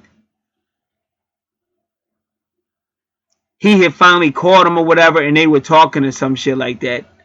And he was like, "I'm still gonna ride this wave. I've always wanted to ride this wave. Ain't nobody gonna stop me from getting on that wave and shit." And something happened, but as he got ready to walk away from Reeves or run, Reeves had handcuffed him. So this is one of my favorite movies, dude, because it's so real. Like I told you, one of my favorite songs when I was a little kid to this day is "All the People That Died." All the people that died. Now I don't know how I knew, because when I was that young, I was only like 12 or 13 when I heard that song. But nobody had died around me. None of my friends were drinking. Nobody was smoking. Nobody was doing drugs. This was way before that. But somehow in my mind, I already knew that was going to be the outcome of this life. All the people that died. All the people that died. So that's how this movie was. Keanu Reeves and Patrick Swayze. So now he's handcuffed to Keanu Reeves, and now he can't go on that wave. So now he's begging him, "Dude, this is all I want to do. This is all I ever lived for. Who wants to rot in prison their whole fucking life? I'm getting ready to go to jail for the rest of my fucking life. Let me ride this wave." And Patrick Swayze said, "You're not going to be able to ride this wave. You will lose your life." And he's like, "I'd rather lose my life on this wave than to rot in freaking prison and shit." So now you got to understand the whole scenario. Even though he was an undercover to bring this guy to justice, they did become friends. But he never betrayed his agenda to lock this guy up for the murder. Not just for robbing banks, but you killed one of my fellow feds. You're going to jail for the rest of your life. And he's like, "Well, if I'm going to jail for the rest of my life, what difference does it make if I die? Let me die the way I want to." So based on friendship, even though their friendship was based on a lie, he's an agent. But based on their friendship, he actually let the guy go. So you see Patrick Swayze go out there, and it's like the greatest thing you could possibly see. What you see is the movie now, but you see his character or whatever riding this big ass wave, just like I said, like the woman's high heel shoe. It goes all the way up, but then it comes all the way down. And that's exactly what happened in this movie. Patrick Swayze's character went all the way up on the highest wave in the world, and then he came all the way down. So the implication was, it's all over. He did die. So Patrick Swayze feels like, I mean, Keanu Reeves, his character feels like you wanted it, you got it. You wanted it, you got it. And he didn't feel guilty about it because this is what the guy wanted to do. This is how he wanted to go out. Either you want to rot in prison for killing an agent or you want to die the way you wanted to. But either way, justice has been served. But then you had somebody else who saw it, an officer, say, "What did you do? I saw you. You had him arrested. Why did you let him go? You'll never work for the law again." And he's yelling at Keanu Reeves, and Keanu Reeves is walking away. He just throws his badge away and throws it like, "I don't want to work for the law again," because he's hurt. You know why? Because he just lost his best friend, even though, it's complicated. This guy was still my best friend, a role model, a mentor, but I had to arrest him. But then he wanted me to let him go, and that's how he wanted to die. So I had to let my friend go because he wanted to die. Now he's dead. So I feel fucked up that I let him go, and now he's dead. And now I also fucked up because I took an oath to take him in. So I'm fucked up anyway, so fuck it. And he's throwing his shit away. So the point I'm trying to make, sometimes life is like that. Like reality, like I keep telling you, it kicks you up your fucking ass. But what are you going to do now? Are you going to drink your life away like my cousin's doing? Or are you going to go anyway? No one where you're at. No one how this planet really runs. What are you going to do? So that, to me, that's what this whole 12th house is all about. And you got to come to some type of reckoning one way or another, whether you like it or not. So let me finish telling this gentleman, Brian. Thank you.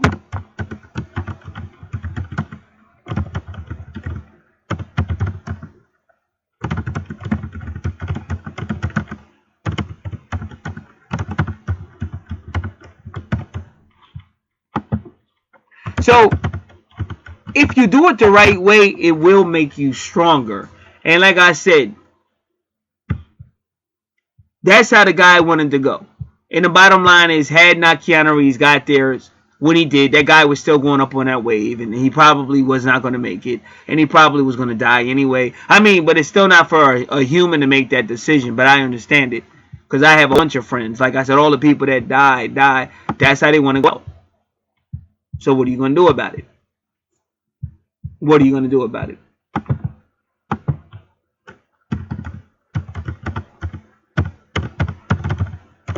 All right, they want to drink themselves. They want to get high. They want to have unprotected sex. They want to do everything that threatens your life, but they do it anyway. So what are you going to do about it? These guys are still your friends. Whatever.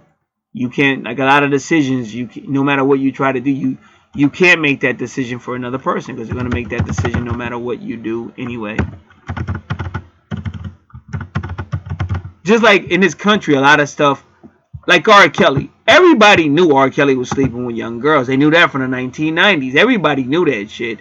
But they just let him get away with it over and over again. Now, all of a sudden, because of astrology, now it's time to pay for put Weinstein in jail, try to put R. Kelly in jail, destroy Michael Jackson's legacy, lock Bill Cosby up. But these are people that got away with this crap for decades. So what are you going to do? Like I said, I just did a video today which I basically called the game of life.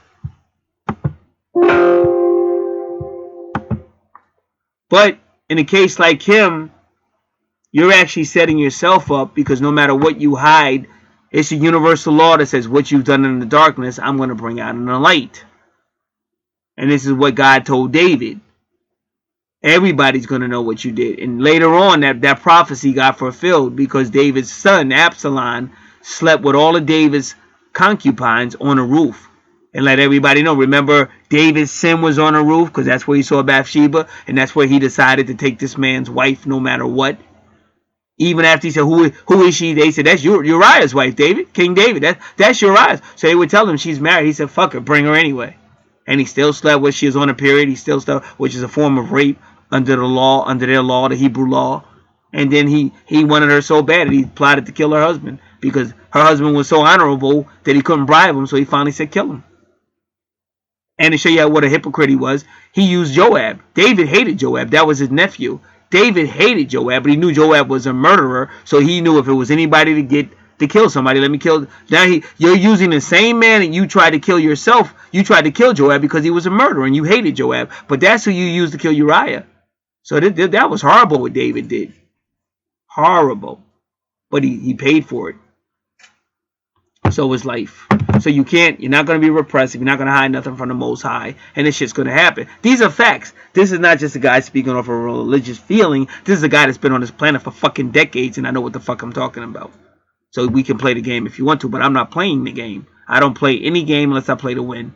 I don't play games based on feelings and or hopes and all that stuff, because that's how you're going to lose it. You got to play your game on facts. This is why people like a guy like Paul Heyman. He's been around forever, but he knows what the fuck he's talking about. And everybody, like, that's why people deal with Paul Heyman. I mean, professionally speaking. I'm not talking about taking oaths and all that shit, because I stay away from that. I don't take no oaths. Alright. Give me one more minute. I'm trying to do something here, but as a multitask, your mind is in like 1,000 freaking places. Alright, give me...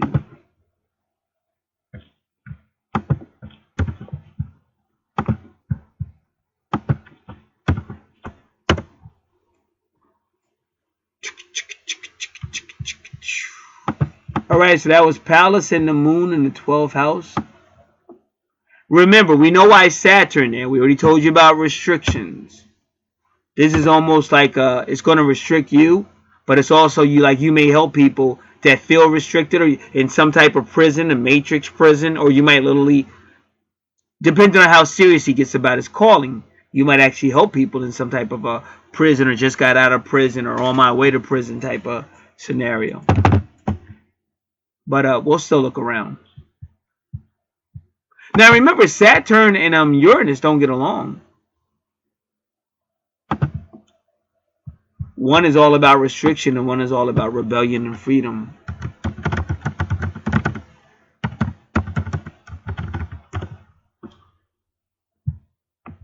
Now, I don't know, did we do Saturn in the 12th house yet? We may have already done it. I don't know.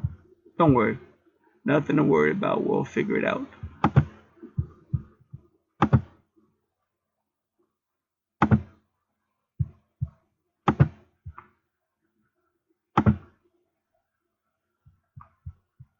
Oh, come on, everybody.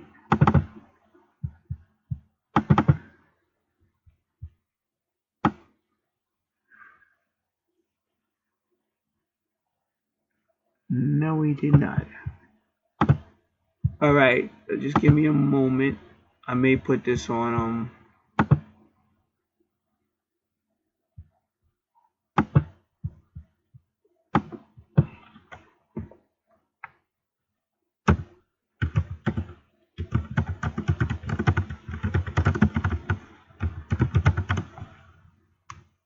chicken.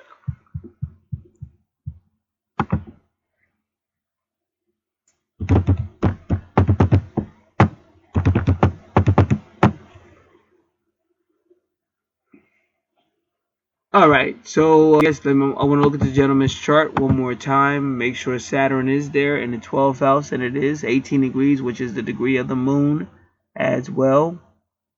Palace is 11 degrees, which is usually justice or the strength card, but I'm pretty sure it's justice.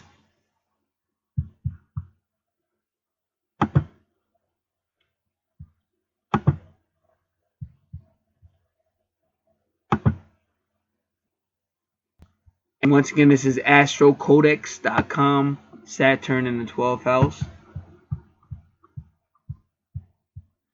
So he's saying having Saturn in the 12th house is probably the most difficult placement a native can have. So you can tell what this guy's going through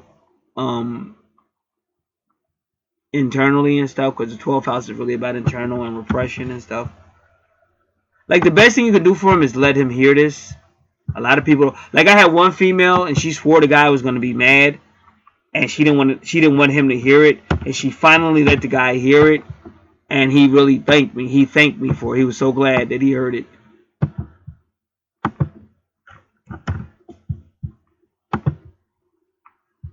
I mean, you gotta understand, I don't even care if they get mad, because that's a part of healing. So sometimes people do get emotional or angry, but it's a part of healing. Like a long time ago, I was in upstate New York.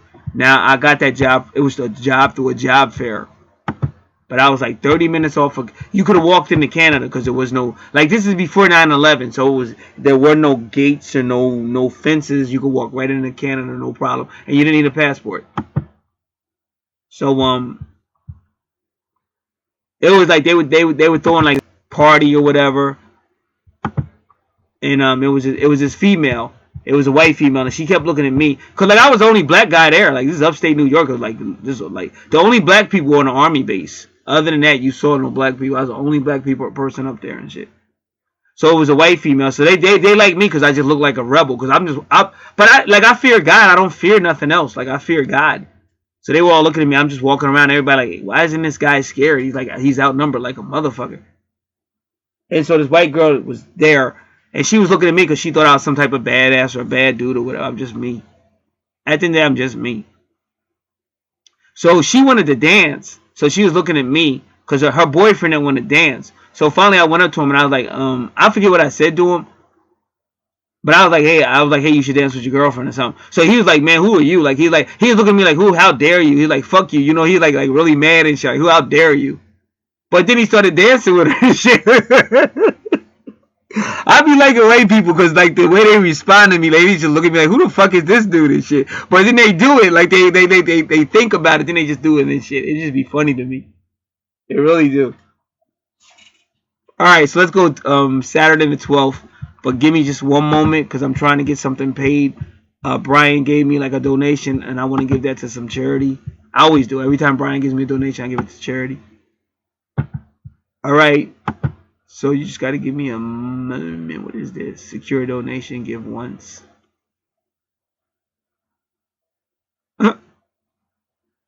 I just don't know why I have two windows open. Oh, yeah, because I hit the donate button. All right. Give me a second. Nah, I don't want to do it that way. Let me see. Now let me get rid of this. I'd rather do it manually. All right.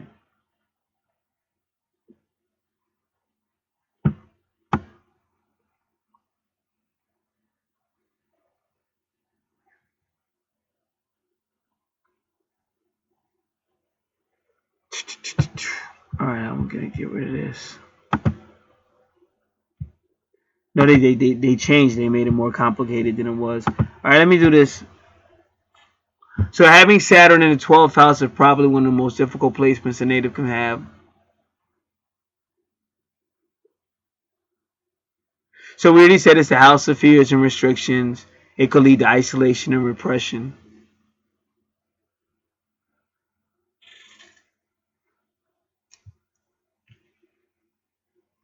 So Saturn has a rather cold and restrictive energy. And remember that 12th house is going to have a lot to do with its first house because I think Capricorn is in its first house.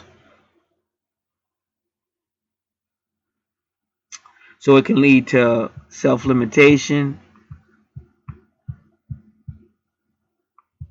So they say he'll be afraid to dream literally and also when he goes to bed at night. So that could lead to despair and melancholy.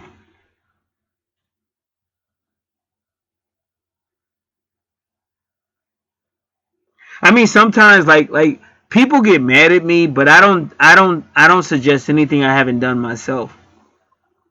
And I don't know, why people feel a certain way, but I'm no different than anybody else. If you feel somebody's different than you, it's because you don't put enough value in yourself. Like, you should never look at even like I got a lot of people that are way better than me, but I don't look at them. Like, I look at myself.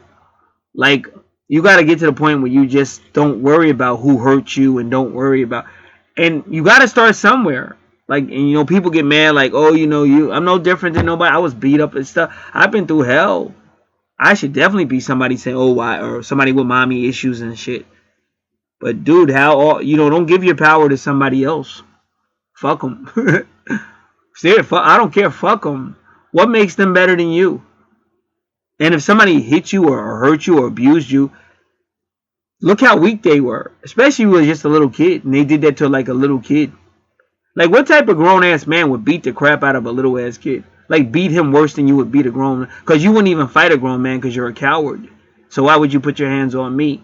But what you made your mistake is I'm crazier than that grown man, because when I get bigger, I'm going to take your life. And not going to think twice about it. So I don't get it. Like, I don't know why on planet Earth you guys are so quick to give somebody else's your power. I don't understand why you guys are like that. And then second off, why you guys um like you're in a fantasy world. Like, you think somehow love is gonna be problematic like everything else on this planet. It'll have its good moments, but it's all gonna have its challenges. So why do y'all think so much that, oh, like, love has to be everything? Or why does somebody have to talk to you, like, actually lie to you to get you to do whatever? Why can't somebody talk to you like I do and tell you the truth? Why can't you be glad I'm out here telling you the truth and give back? Why do I have to sit here and lie about love and do what everybody else does? Like, it's just silly stuff on this planet. Really is. But I'm trying to tell you why self-destruct when you don't have to. Like, when you overdrink because, say, your wife died, now you're killing yourself. What would she have done if you died? Do you think she would have overdrank for you? Probably not. She would have mourned, but then she would have got on with her life, and she may have met somebody else.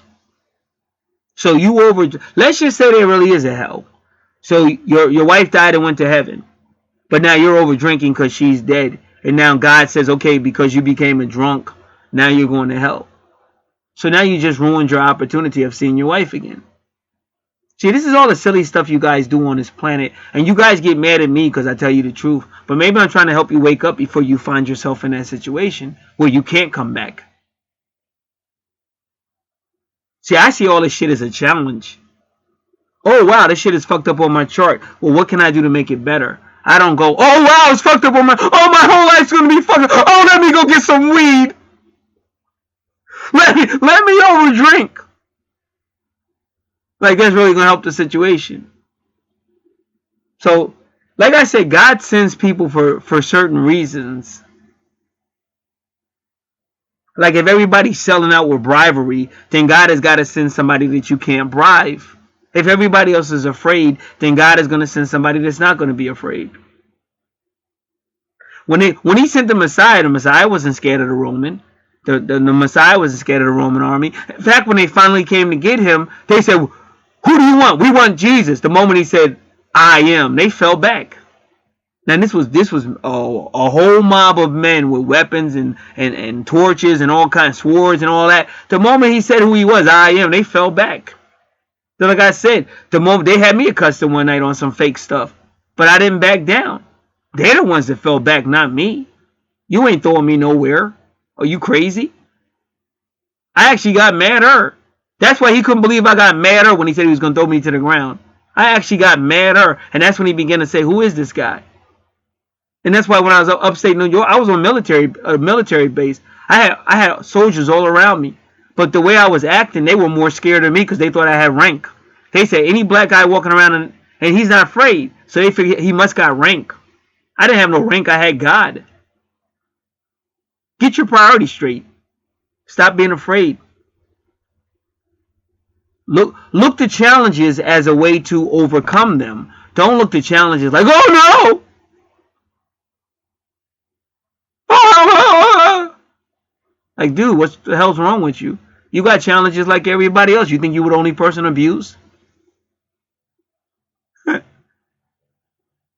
Take one step at a time. I'm not saying it's easy. I'm just saying take one. Stop looking at everything as pessimistic. Just like I say, oh, you don't like my tone, but I don't like the way you respond to my tone. Why do you respond a certain? You don't have to respond that way if you don't want to. Stop taking the coward's way into situations.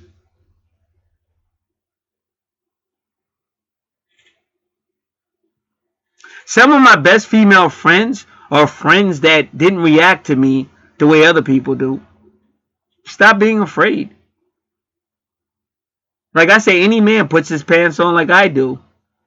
Why would I fear another man? That's just silly. Plus, like when you're spiritual, like Lisa Lopez tried to tell you guys, when you understand how the universe really works, there's nothing to fear. One door closes, another one opens. It's not that serious.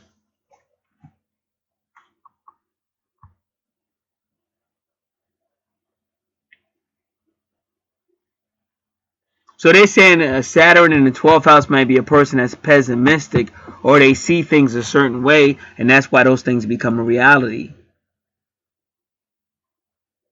They say the 12th house is responsible for the last 2 hours before birth, and Saturn's presence may indicate a lot of pressure in the mother's womb. So the mother may have had a lot of womb before he was born. So the birth might have been difficult, might even be traumatical. So this person might come out of his mother's womb with a whole lot of fears towards life.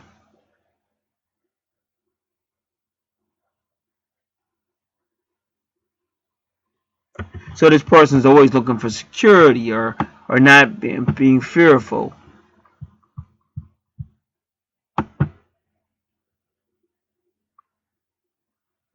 They also say if you have Saturn in the 12th house and it's near the ascendant, then the person may have had health problems as well.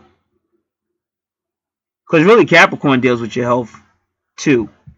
But fortunately his ascendant is not that close to his Saturn.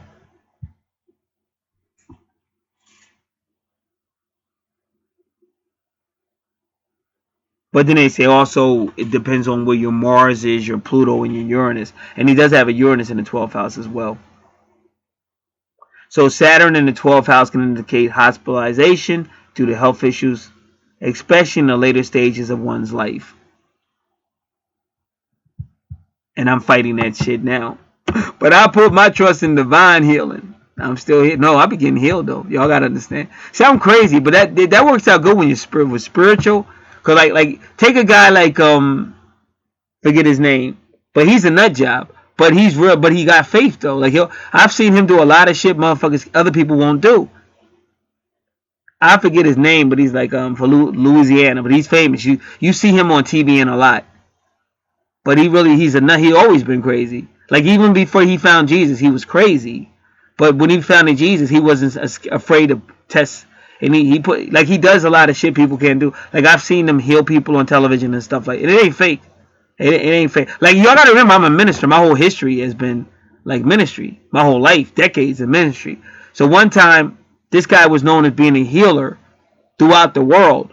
But he said, but in America, it's hard for them to heal. So yeah, his name is Jesse Duplantis. Now a lot of y'all that's that guy that tried to rip people off to get a jet like Kenneth Copeland. But I'll tell you one thing about Jesse Duplantis. I've seen him heal people. I'm not saying I support him.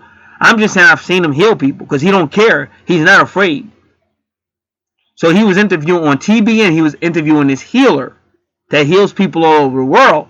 And they were saying, how come when you get back to America, it's hard to heal? He said, because America is very materialistic. They're not spiritual. And they don't really have faith. Their faith is in their houses, their cars, and their faith is not in God. That's why it's hard to heal in America. So Jesse Duplantis said, well, do you feel like healing right now? And the man said, of course I do. I'm not afraid. Jesse said, let's go. They started calling people out in the audience. Now, this is how I know this is real. This guy got up, and he said he had vision problems and stuff like that. So the guy said, all right, I'm going to heal you. So he started asking him, do you believe in Jesus Christ? Do you believe in healing? The guy said, yeah. So the minister started telling him, saying stuff or praying over him, saying he was healing. Now, I'm a minister too. Now, this is how I know this is real. So because the guy said he had vision problems. So the healer said to him, did I heal you? And the guy said, yeah, you did. But the minister looked right at him and saw the same thing I did. He said, are you healed? The man said, yes, I am. The guy said, the minister said, are you a liar? So why are you going to hack somebody? Because, listen, this is what they normally do. Okay, he said he's healed. Praise Jesus. Pass the collection plate. But that guy didn't say that. He looked at him again and said, you're a liar. Now, why did he ask that guy, are you a liar? The same reason why I said, because that guy was blinking all in his eyes and stuff like that. Whenever a person is being afflicted by a spirit, you can look at his eyes and shit. Because it'll be blinking all fast and shit. Or his eyes are rolling in his head. So I knew why he called him a liar. He knew that spirit was still in that man. That spirit that was making that man have trouble with his vision was still there. And when that minister said that to him, he said, well, are you a liar? Like, why are you telling me you're healed when I'm looking right at you and can still see that spirit causing you to blink your eyes all fast and shit? So he was like, today you'll be healed, but don't lie. So that's how I knew that was real, because I saw the same thing that minister did. So yeah, they do, and I've seen divine healing and stuff like that. So it does happen. So that's why I said being afraid. You're afraid probably because you haven't learned to put your trust in the right source, and you guys don't want me to talk about it. But why would I keep on lying to you? I don't want your money. I'm just like that guy. If I gotta lie to you, get your money, keep that shit. I don't want it because I believe in the hell, and you will be burning forever. That's why I'm saying if you got this shit on your chart, take it as a good. This is the opportunity to get that healing. Stop being afraid first and foremost. And then all those gifts you got, you'll be blessed even way better because you got unbelievable gifts. That's why I'm wasting all my time out here going over your chart. If I thought this was some bullshit, if I didn't believe in you, I would just say some fast shit, get my money, and keep it moving. I don't do that. So there's nothing to be afraid of. Like a president said, the only thing to fear is fear itself. You don't have to fear jack. Tap into the right source, use your power, and become whoever you're going to be on this planet. Otherwise, you're going to go through life like Pee Wee Herman and lose it all. Because that's the real reason why he lost his empire, because he was trying to hide some shit. And then when he got, when that guy found out what he did, he didn't even want to talk about it because he didn't want nobody researching his family line. So that's why he just tapped out in court. He just walked in, said guilty, and walked out. And he's rich. He's still rich. He's still spending Pee Wee Herman money. Ruben ain't thinking about y'all. Ruben is paid. Ruben been paid.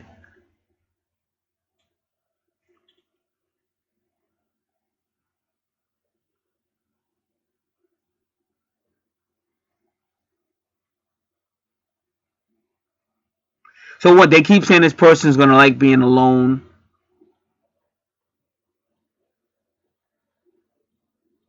So they're calling him a conscious hermit.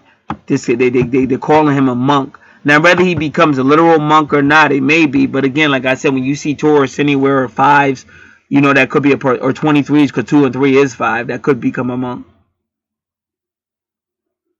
So they said this person might want to live far from the city, might spend a lot of time alone.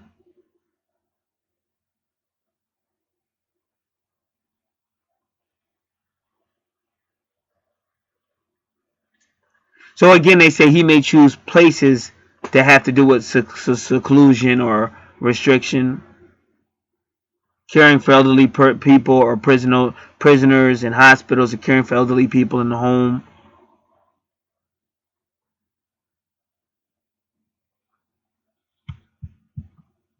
They say also this person may have to take care of an elderly family member, or like I said, you might have brothers or sisters, but you'll be the one taking care of mom or dad.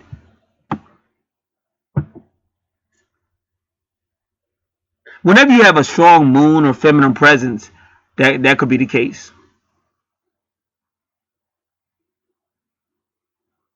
So they say, but this person really might have like unconscious worries or guilt, or repressive, just repressive. The type that can smile externally or smile for the people or give you a fake lifestyle for the people, but then he's got an entirely different lifestyle for the 12th house.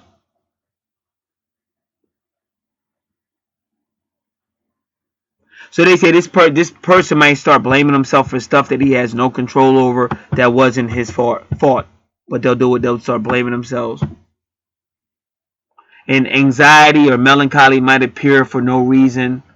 Again, when you ever see, we haven't even mentioned Uranus yet, but that's where Uranus will do stuff like that. And remember, I keep telling you, Uranus opposes Saturn. And whenever, like when you see Mars and Venus or Saturn and Uranus, this is a person that'll go from highs to low, highs to low. Almost two different personalities. So yeah, so you might have that bipolar thing going on too.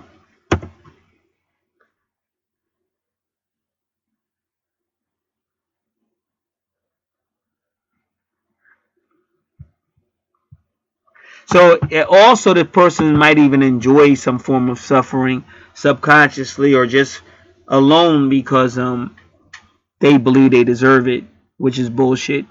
So you're believing a bunch of bullshit. So you got to call it what it is. It's bullshit. But I saw a movie one time. She was a female cop, and she was tough. She was a tough cop. But then she had this sadistical boyfriend, and he was a criminal. He was actually wanted, and she knew he was wanted, but she never turned him in. But she would go to him and let this guy abuse her, burn cigarettes on her, like on her body and stuff, and like sexually do stuff to her and burn the cigarettes on her ass and shit. And that like recently on Yahoo News is, exposed this. She was a female officer, and she was a decorated officer, but she had this a freaky ass wild side. So what I'm trying to tell people, try to be the same person, whoever you are, but try to be the same person. Don't become 2 or 3 or 4 different people, because you're never gonna get better.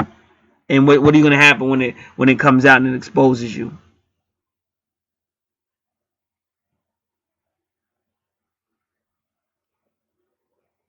So Saturn in the 12th house also means you're going to have disappointments because of hidden enemies. But like I told you, these are the people that are going to expose you.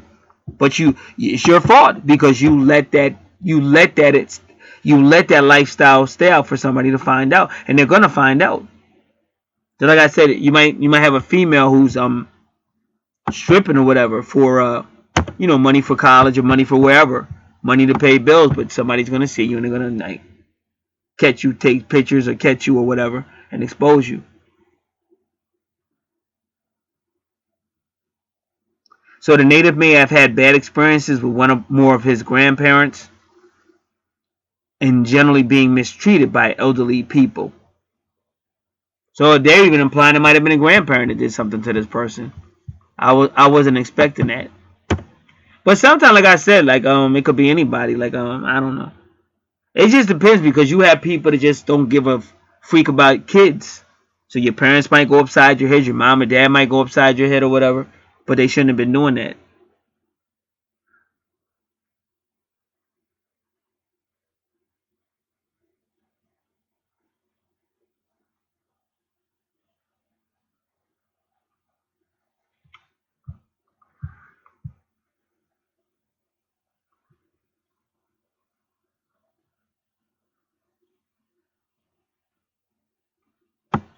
So they say really this person might just have a lot of fear going on. And Saturn controls time, so that he might have some type of fear in relationship to time. So again, this person has to learn how to stop taking life so seriously. But I'm telling you, the first thing the person needs to learn how to do is be who you are. Don't put on no type of fakeism.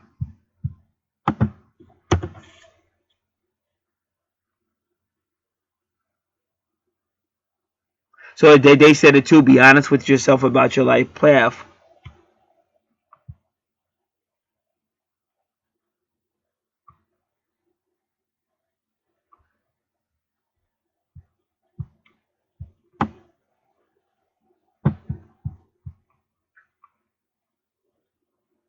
So this person's got to understand that your life is in your hand. Like that's why I tell any victim, you're doing yourself a disservice because you're giving that victim, you're allowing this person to keep victimizing you over and over again. Because a lot of people find comfort in that, playing a victim role and all that. But you're doing yourself a disservice because you're gonna be a victim over and over and over again. 30 years will go by and you'll still be talking about what happened in that room in the back and all that. And you shouldn't do that to yourself. You're allowing a victim to rule over you your whole life. Like I said, anybody listening to this video, bad things do happen. That's a fact on this life. You've got to learn how to use that to better yourself.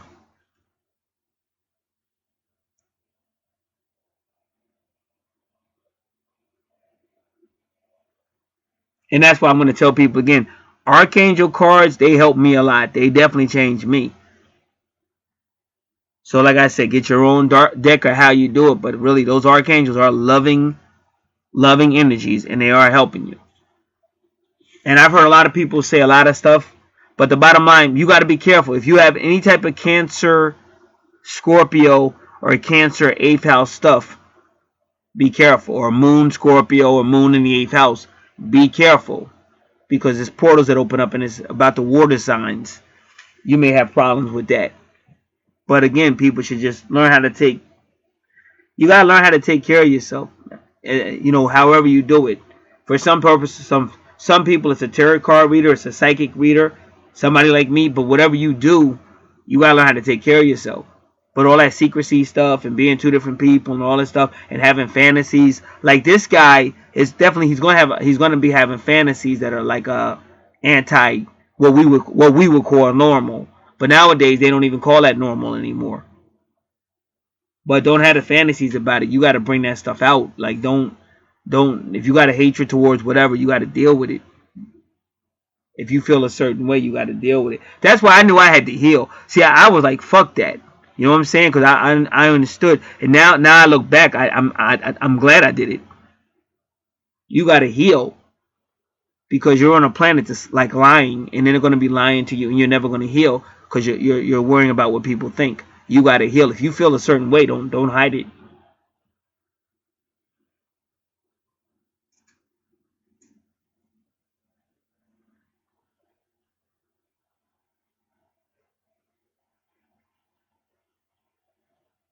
And this again why you need journals, writing things down, being honest with yourself, maybe doing recording messages and stuff like that. I did a lot. Like I've been fighting for decades out here.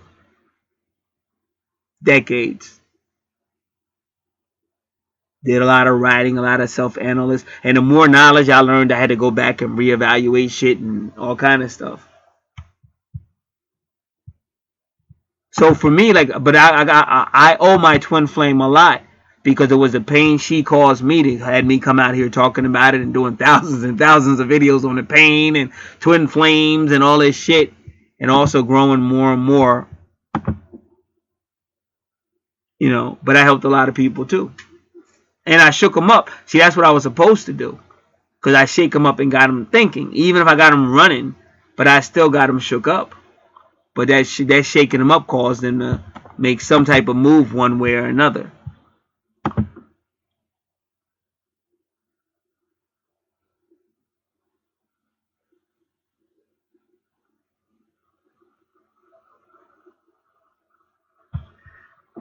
All right, give me one moment.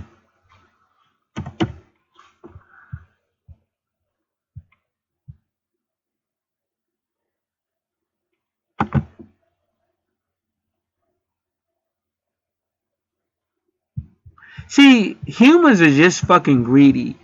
Like they'll always have a situation a certain way, but they always got to change it, and they always think they're smarter than you. And by doing that, they actually start suffering loss, even if it's just a small loss.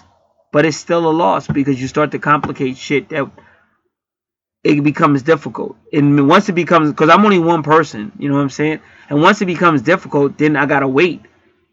Like before, I could just come here, click, click, click, click, click, bam, and I was done. Now it's fucking you changing this shit and trying to do all this shit, trying to be slick. And like when I see that, I'll be like, fuck you. I stopped dealing with you. I deal with somebody else because this is ridiculous. It really is freaking ridiculous. And I know some of these people. I used to work like it was this location that I always thought was I don't know if it was my intuition or whatever, but a lot of these places are ripping you off. Like a lot of these people end up going to jail because you'll find out a rabbi. It's a rabbi, and you think it's okay. You find out he's like robbing people and shit, and where you think the money's going, it's not going there. They'll put his ass in jail. If you think I'm lying, just look it up.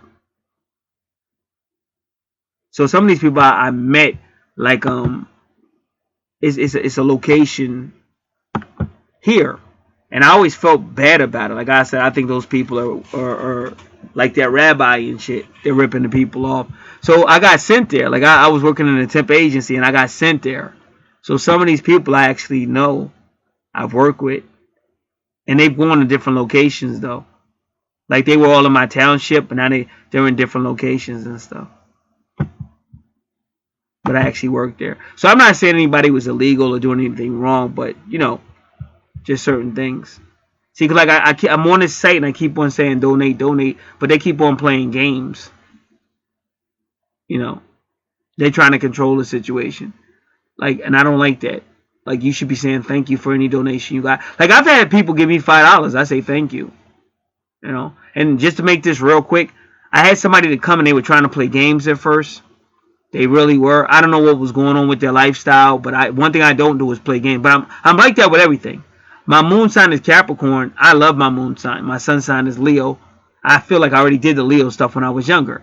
Now I'm older. I got health problems. Like I don't have time for games. I got to take care of an elderly mother. Like I have no time for no freaking games. So just state what's going on, and I can You give me an honest whatever, I'll give you an honest answer. But if you come in playing games, I'm not going to respect you, and I'm not going to have time. And like, I'm real quick. Like, as you get older, you'll click that block button quick as shit. You just don't give a fuck. I don't have time for this shit. So like now, I tried over and over again. So now they don't understand what they just did. You know, you're playing games with me on your site. Now I'll start donating to the other location where I used to work at. You know what I'm saying? I don't have to play these games. So now I'm gonna find out the other side has an online site, and I'll just deal with them because that was some bullshit.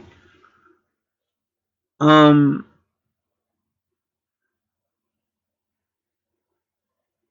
anyway, make a long story short.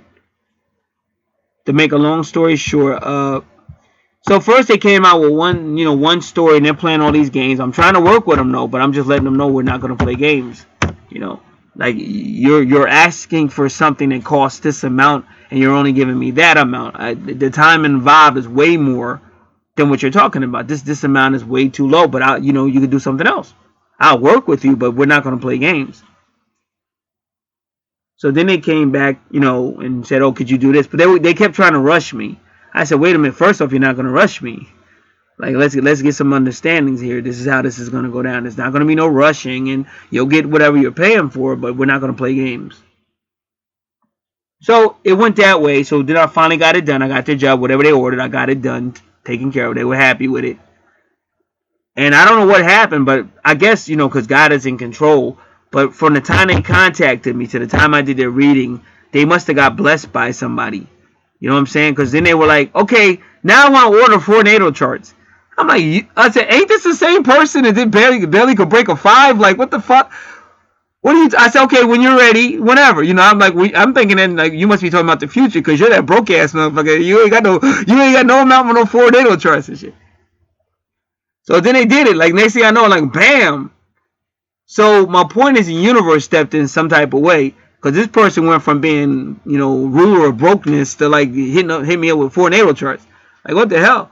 So anything could happen. So that's why I said that you learn certain things. But my point is you have to have a frame of mind where you're going to trust the universe. Not a frame of mind where you think you got to do all that silly shit. But some people are going to do what they're going to do. But I go to bed every night with a clear conscience. I'm not worrying about none of this crap. God's in control. And, like, I'm trying to help people wake up. Tap into your real energy and stop all this repressive stuff. Stop all this shit where you're a grown-ass adult, but you want somebody to talk to you like you're a little-ass kid. Stop all this bullshit where somebody got to lie to you for you to function. Stop all that crap. Because the only person you're hurting in the long run is yourself. And if you got kids and stuff, you're hurting those kids too. Tap back into the truth and grow. And that's what that person realized. That's why somehow they went from playing this nickel and dime. And I said, stop playing this nickel and dime game. And stop all this crap. Boom, boom, boom, boom, boom. They went from that person to the person, okay, let's bam. Like, I wasn't, nowhere was I expecting that, especially from that person, based on how they approached. But that's something caused them to wake up. That's all. So that's why I do what I do. Not for the cash, but to wake the people up. I'm more happy to see you wake the fuck up and stop all this repressive, woe is me shit. You got the same power I do, so stop that foolishness. I don't fear nobody, fear nothing. There's a big universe, a great universe that you're a part of. Wake up and tap back into who you really. That's why Raziel, the archangel on the archangel cards tells you take back your power. Somehow you allowed somebody to steal your power from you, and now they're telling you to tape it back in, tap back into it and get it back.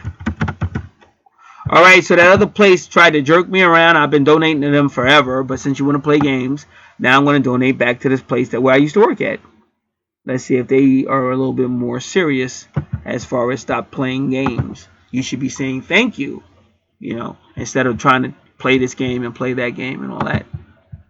All right. So I just tapped into their website, and they're telling me this place doesn't have a website. So let's just find out what the hell is going on with them.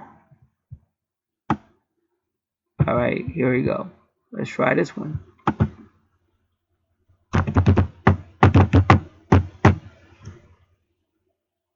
All right, well, we're waiting for that to load. I want to find out, make sure this is the location that I think it is. Where contact us, because they should be right here in my township. And I used to work there right when Sandy hit. and they were crying. When I first started that day, they were crying because they had their houses had been destroyed and everything. But they were good. Like, she was a really good person, and she always checked in on, because I was always way in the back room by myself and shit, and she would always come back there and see if I was okay and shit. She was really cool.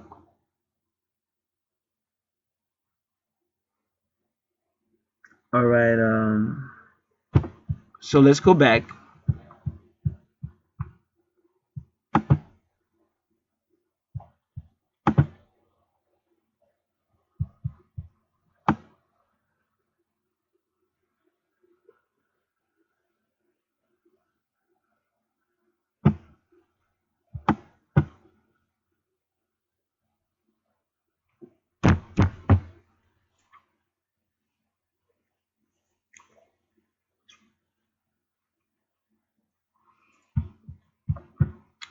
Give me a moment, y'all. It's just that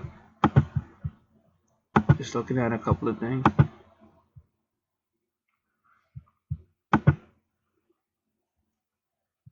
So we did that. We did Saturn in the 12th house. Is this Saturn in the 12th? This is too. Okay. All right. Let's look at it again.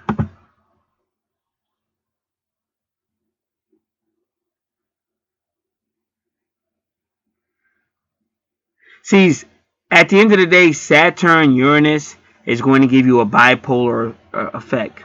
Because one is saying control, stop, limit, and the other one is saying I'm not going to do that. So that is definitely going to be a bipolar effect.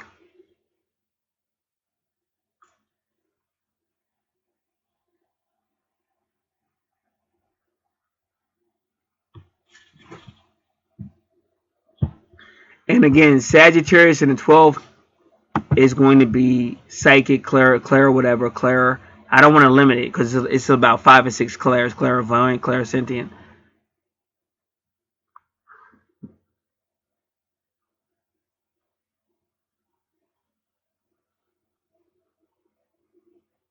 But it could, like I said, but it could be your psychologist, it could be your nurse. That's all. Your teacher.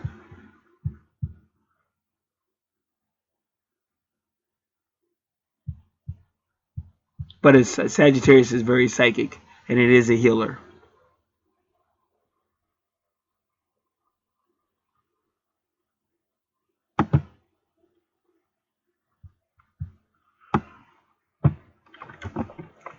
All right, come on, come on, come on. So what you want is Uranus conjunct Saturn, but it definitely is going to be bipolar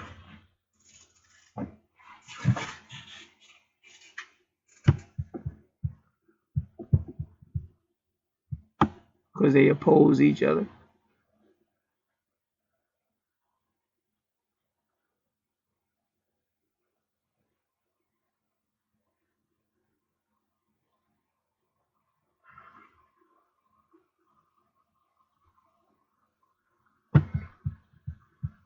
This person calls himself the new astrologers.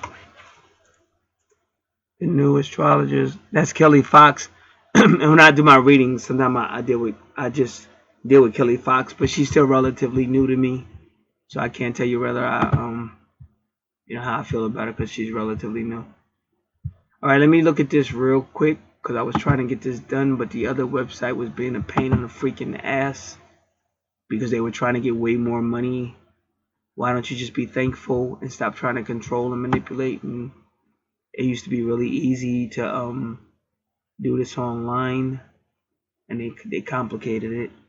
So I will send them a letter and tell them exactly what happened, and who knows? Because you just can't win. Because sometimes I do checks, but checks just take longer and shit. So I thought I would do it right now. And like I said, every time, like I said, Brian always gives something. I always give it to like the kids. But this is bullshit. They just gotta be careful because it's like freaking greed. In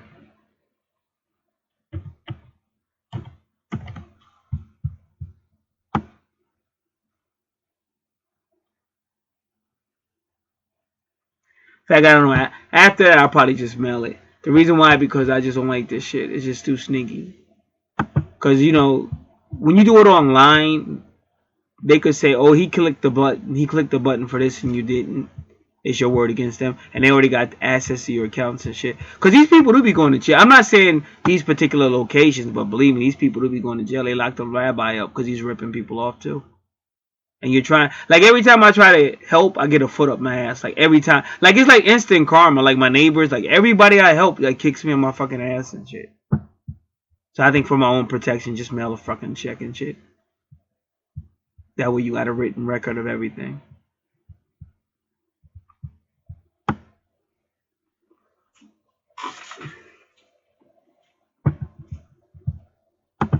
All right, let me just shoot. Because I always shoot an email to Brian. So let me just that up.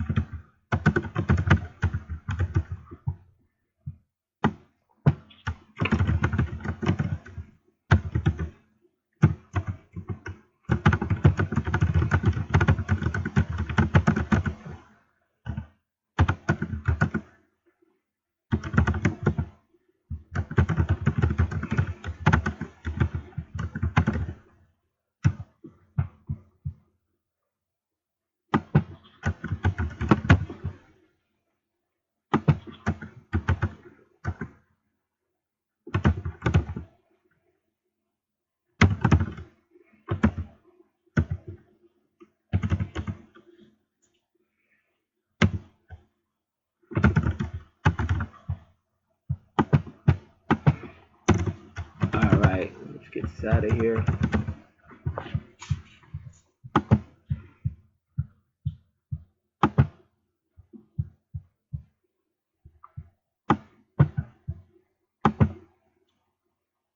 We're almost out of here, y'all.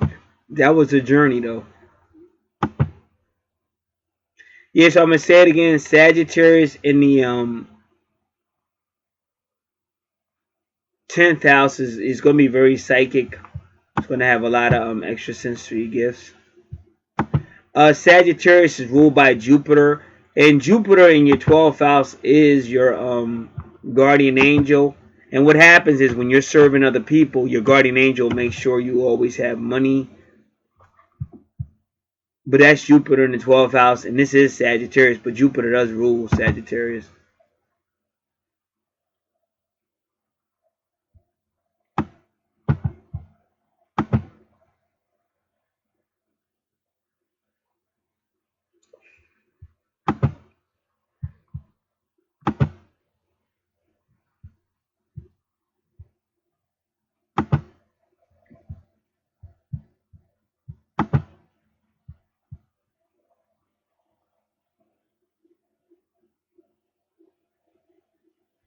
I don't think I'm gonna use Kelly Fox. I'm gonna use they call themselves the Future Minders. Uranus conjunct.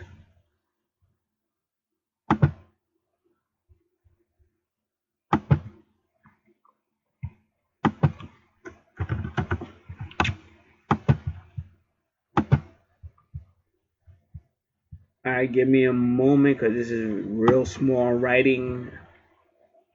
So now I gotta put it on the word pad and blow it up. And then that will conclude it for this read. Oh yeah, we will do one more thing.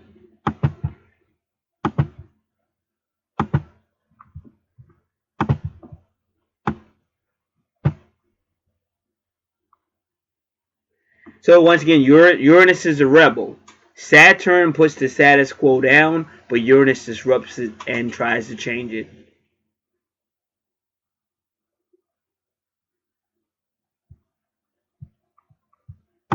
So whenever you have Uranus conjunct Saturn, unfortunately, disturbance to the established order can occur at this time. But that's that bipolar effect, because you'll have Saturn is going to be trying to say, okay, we're going to do it this way. Everything I just said about Saturn in the 12th house, that's what it's going to try to do.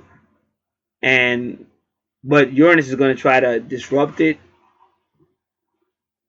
And like I said, Sagittarius is all about teaching, but helping, but it's your higher self, it's culture, it's being classy. It could be your belief system again, but again, so Saturn might try to make it more traditional belief system, whereas Uranus is gonna. So that's definitely gonna be a bipolar situation.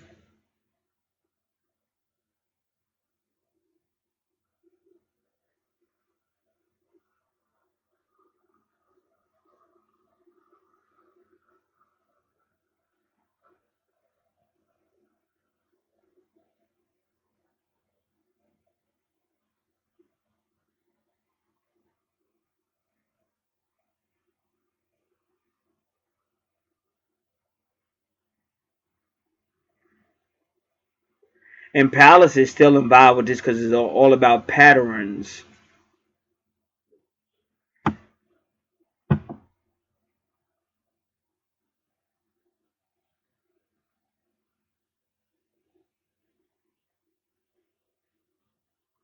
So they're saying that if this person gets on a steady course, Uranus may cause unforeseen circumstances to occur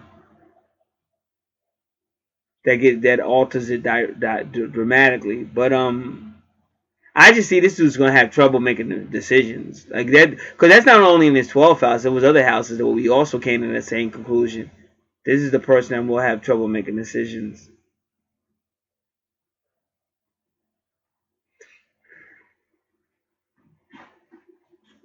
So they're saying with Uranus in the 12th house, displacements can come out of nowhere. With Saturn and Uranus conjuncting your 12th house, you're dealing with the unknown and the known. And the more you try to control a situation or control an outcome, the more likely you must deal with surprises that may challenge you before it seems so certain. So in both these houses, both these charts, you were dealing with two different energies, and that's how twin flames can be.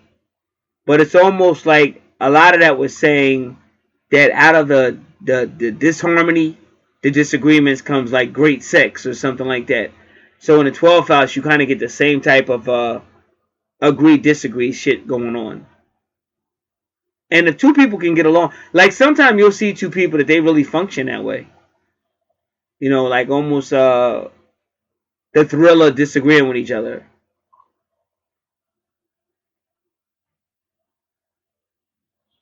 But that is what kind of turns them on. The disagreeing with each other type shit. And some people can get along like that, but some people can't.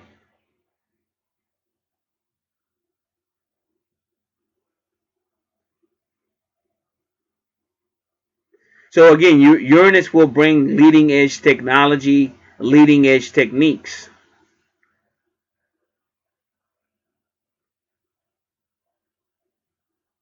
So they're saying somebody may say, well, this is the best way to do it, but Uranus will come in and show you a different way of doing it. It's unconventional, but it still works.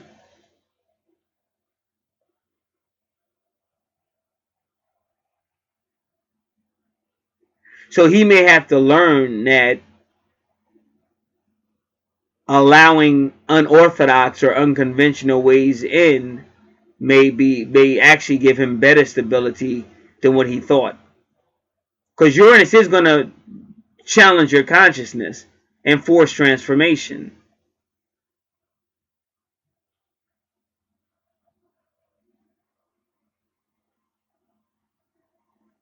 So he may have to learn to give in to a more Uranus energy because if he doesn't, he's going to suffer more tension, more stress, more sickness.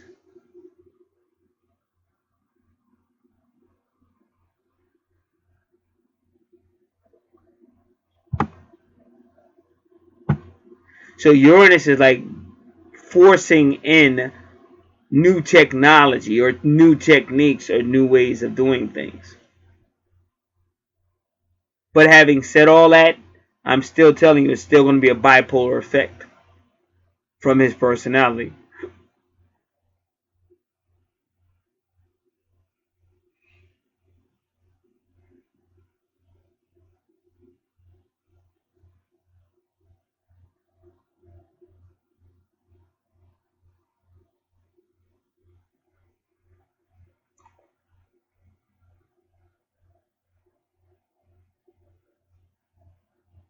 So they're saying Saturn represents the old way, the status quo, the past.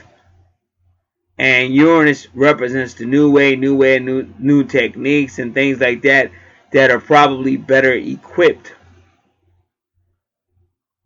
But he's got to get to that point where he can deal with it. Whereas Saturn is saying, nah, don't even listen. Nah, I don't have nothing to do. Nah. There's a way we're gonna do it. Blah, blah, blah. But Uranus is saying, you know, try it. And Uranus does represent maybe like believing more in faith and the spirit or the feminine. Whereas Saturn is the masculine saying, nah.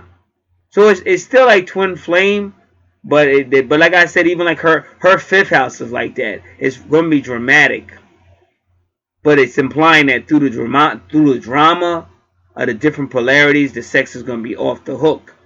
Whereas the 12th house is just implying that you're gonna have these two energies going in. But Uranus, but Sagittarius may be confirming healing. And maybe other parts of that chart where you were saying the number 10, see that number 10 is Uranus energy. That number 10 is Jupiter energy. And they may be saying that through the contrast will become greater blessings, but it's only going to come through the contrast.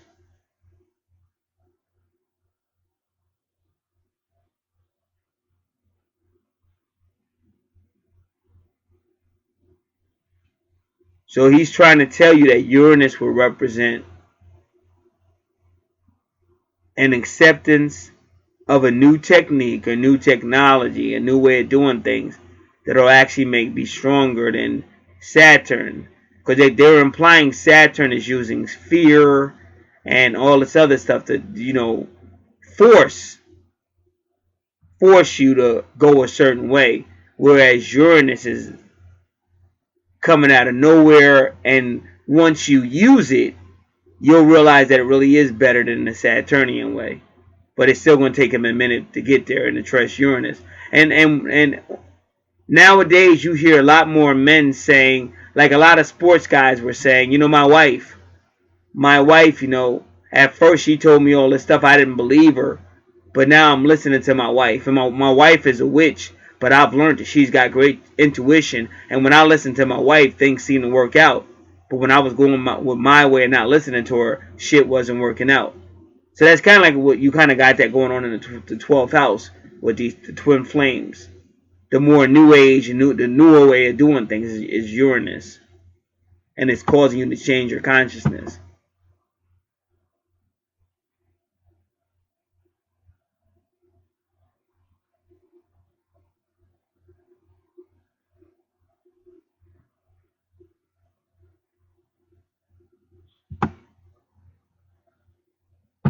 So it says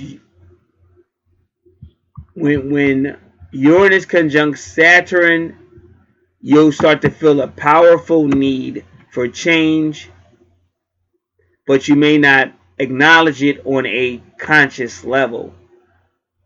But you'll become more bored or restless, or the universe is really going to be fucking with you.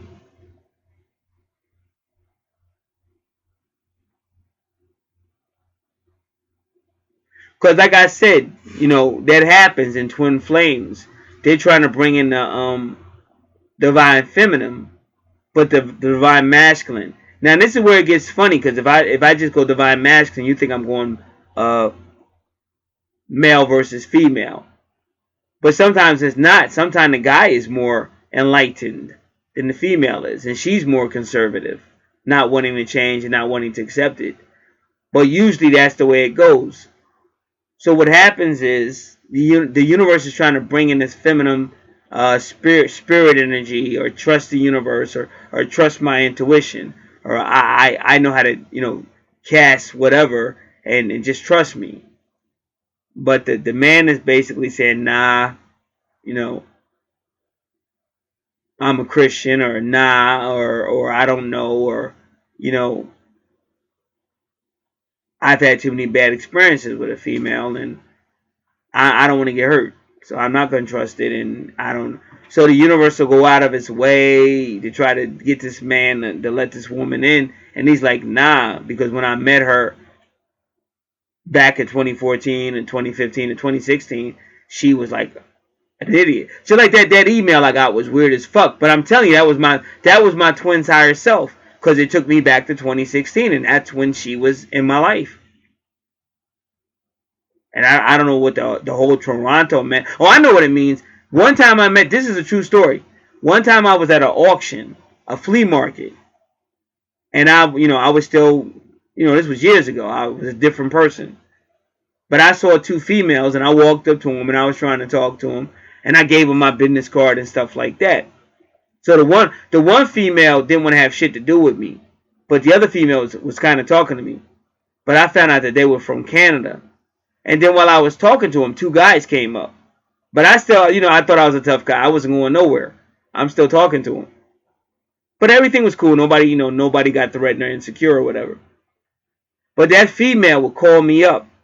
Like, this was like on a Saturday. And she was like, listen, we're getting ready to go out, but we're going to be at this location. So come see me. And I thought that was so cool, because I had just met her. But everywhere she went, she would call me and tell me where she was going to be. And she was telling me to come see her. But everything happened so fast, I wasn't able to see her. But they went back home like on Sunday, and we never talked again. But it was just so cool that she did that. Um, so that's what. So the reason why that person contacted me and said, I know you're in Toronto and I'm coming.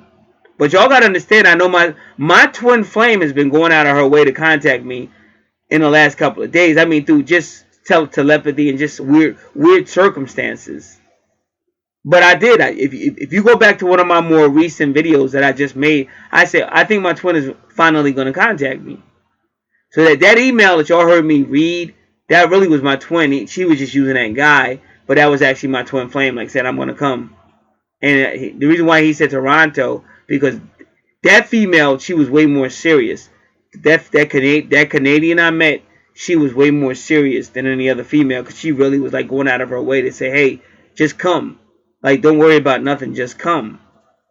So now getting back to why I told y'all that, that's what this shit is saying. Like, Uranus is saying, hey, listen, just trust me. Just trust the divine feminine, or just trust, and everything will work out. But the Saturnian energy, or the masculine energy, is saying, okay, oh, I'm not disagreeing. Like, you might take me to a new age experience, but you're not going to actually still be in my life. This is some bullshit. Like, you're trying to deceive me. And there is some truth to that. For anybody saying, well, that's kind of paranoid. That's why it's in the 12th house. It is kind of paranoid, but there is some truth to that, because if you actually understand the High Priestess, she will, get involved sexually, but she's not getting involved long term. So that's what I'm saying, because that's how this situation would. And even if say my twin flame does want long term now or whatever, and maybe she wanted it in the beginning, but just the nature of shit, it wasn't gonna happen, and I knew that. Like, I'm no dummy. I've been here a long time. Like, one thing I'm not is stupid. You can say whatever you want about me, but I'm a very smart motherfucker. I'm studying my ass off, and I'm very calculated. And I've been on this planet long enough. Just like what I told you about Fatal Attraction, that's exactly how it went down, the whole movie. So that shit was not gonna last. You're gonna get some good ass sex, and that broad is gonna go psycho, and you're gonna threaten your family and shit like that, and you're gonna have to get rid of her. And that's what happened. She ended up getting killed. So I know, sir, I've been on this planet longer. Now, I'm not saying for everybody listening. That's not what I'm saying. You might have a great twin flame connection. You might have a great twin flame relationship. But what I'm saying, I've been here long enough to tell you how this shit goes down. And that's why my twin has never called me. She's never spoken to me. All she does is sneaky ass shit. You know, she's the call up on you and hang up on you type of person. She's always been a sneaky ass chick. And that's why her relationship with this guy didn't last. Now, I'm not saying it was his fault or her fault, but this guy, that she has about 3 different babies with this guy. But now it's only been a couple of years, and now you're trying to find me and connect with me. You know what I'm saying? So I'm just being honest. And like, unfortunately, on this planet, honesty doesn't seem to be like a top requirement. It's all about wham bam. Thank you, man. Let me go lay with another man again, or some bullshit. You know, that's how we do here on planet Earth. And then you get mad when a person tells you the truth. So that's why I said I'm not down with that energy. I'm on a higher vibration energy. We're dealing with different energy and shit. That's why you hear me say I'm tapping into God and I have no fear. See, that's a different type of energy. So I kind of understand what's going on here, and I'm just being honest. And I'm sorry that honesty is not like a top desired quality on this planet, but unfortunately where I come from it is. And I'm going to honor where I came from, because where I came from, we don't stab each other in the back, and we don't kill our family, and we don't kill our freaking kids, and we don't break people's hearts and shit like that. That's like the minority on my planet. Now here, it's almost like a goddamn requirement. Like, you got to be some type of fucked up individual. Sorry, but I'm just seeing what I've seen over and over again, and I can tell by the response people get when a guy like me is only trying to help, and you don't want that. You want the bullshit. So didn't get to take it. Like I said, Patch is crazy. I'm gonna let you go. Go here. You're free. You're free to do whatever you want to. Now get on that high wave that's gonna send you down into hell and down into the abyss, and you'll never be seen again. That's your choice. I'm not taking that choice. I didn't come here for that. I didn't come here for self-destructive behavior. All right. So I wanted to clarify that, because people want you to believe that, and maybe it's true, maybe it's not true, but I don't give a fuck about Uranus energy if you're gonna take me somewhere where I don't want to go. So if sleeping with you, like, that's what that guy did. You gave that guy great sex, and you gave that guy about 3 babies and shit, but now you're not with him. Now you're trying to connect with me. What happened with that guy? Now he might have been crazy. I don't know, but I'm trying to tell you. See, that's what happens when you give somebody a lot of sex. And I talk about that a lot. A guy that shot his wife and killed her in broad daylight. Why? Because sex magic. You sex this guy so good that you made him like, if I can't have you, nobody can. Pow pow, broad daylight, in front of nothing but police officers. You still killed her. So, but that was all that sex magic. And I know her personally. I know it was sex magic because I know her. I grew up with her. And I know what she's capable of. So that's why I say, when you get to a higher vibration, you stop seeing things from a lower vibration. And when you're dealing with a lower vibration, you're hearing a lot of stuff that seems like it makes sense, but it doesn't. I'm from a higher vibration, and if you're not really coming in my life to have any real meaning, if this is just about sex, then we don't have to talk. I'm not that dude I used to be, and I'm glad I'm not.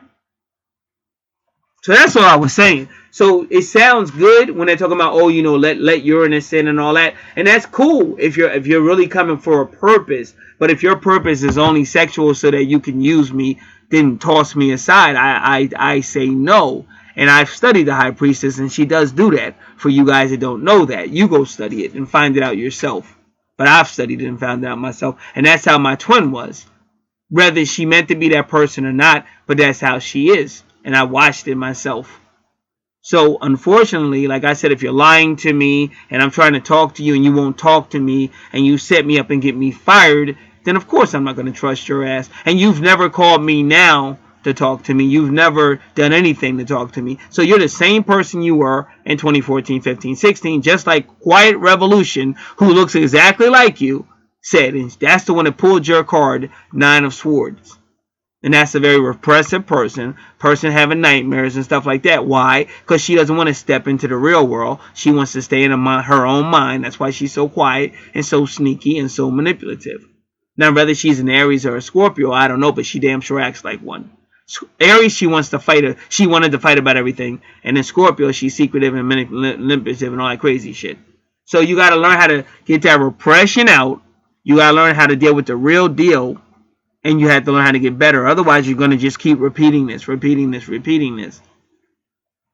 So if you do meet somebody who really is going to be a Uranus and they're going to really help you and get you out of that and also going to be a good friend or be whatever they're going to be, then that's great. But if you're just going to meet somebody that's only going to use you with these energies and then use you and end up hurting you again, then it's only going to mess you up. You're going to really hate women after that. If you think you got women issues now, you're really going to have women issues after that.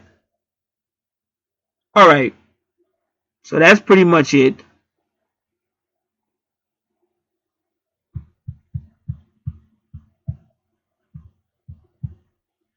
So what I'm trying to teach people who heard this video is you've got to learn how to take your own power. Like Raziel says, take back your power. You got to take your power. Even Chamuel is Taurus energy. Chamuel is my guardian angel. Chamuel is my best friend. But the bottom line, even Chamuel had to say he's supposed to bring you your soulmate. But even Chamuel will tell you if it's going to break your heart or break you, then you don't need to connect with that person because that person's not really ready yet. Now, maybe when that person grows up a little bit more or learns how to care about people, not just their own selfish feelings, then there'll be a different thing. But this person now is just too fucking selfish. It doesn't matter what happened in a past life anymore because you hurt me in this life. But you're just too fucking selfish to try to connect with. And until you prove me differently, there'll be no conversation or there'll be no connection. All right, what are we doing? This is Uranus conjunct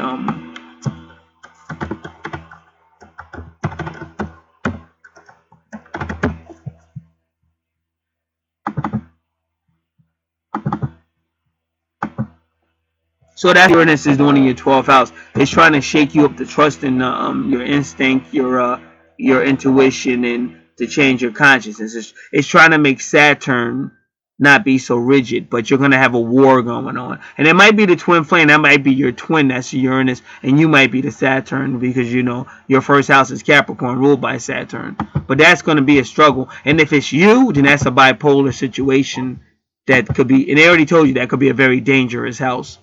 So I would strongly advise you to get a grip on your 12th house, especially before you really try to connect with somebody. And if you have any adversity or hatred towards women, you need to deal with that. Don't go see that's what happened with Bruce Jenner. See, because he was in the house with the Kardashians and they drove his fucking ass crazy.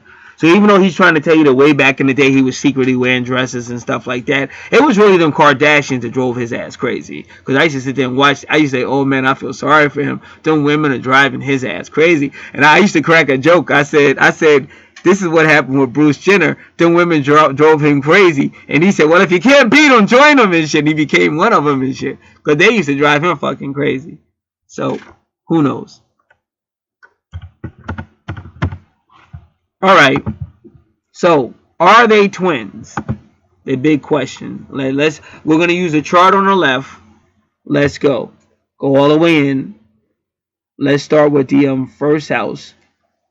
Let's start with the 12th house. Because there's a lot of similarities. You can't get past that.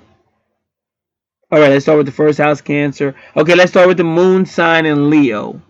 Moon sign in Leo. Second house, which is also Taurus energy.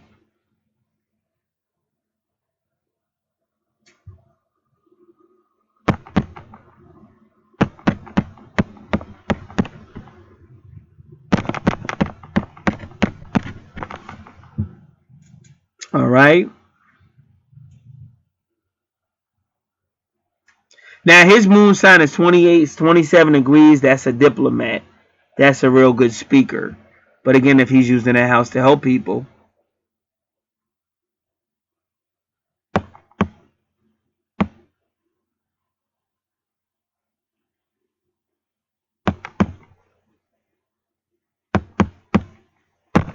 Okay, Juno in Libra in the fourth house, which is Cancer energy.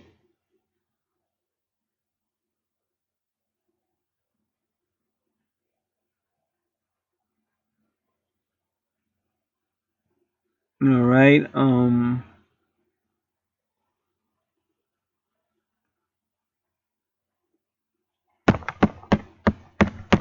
So that is Cancer in the 7th house. And this is Libra, which is the 7th house in Cancer. So that's definitely a type of connection. But again, pretty much it would be a so far soulmate connection.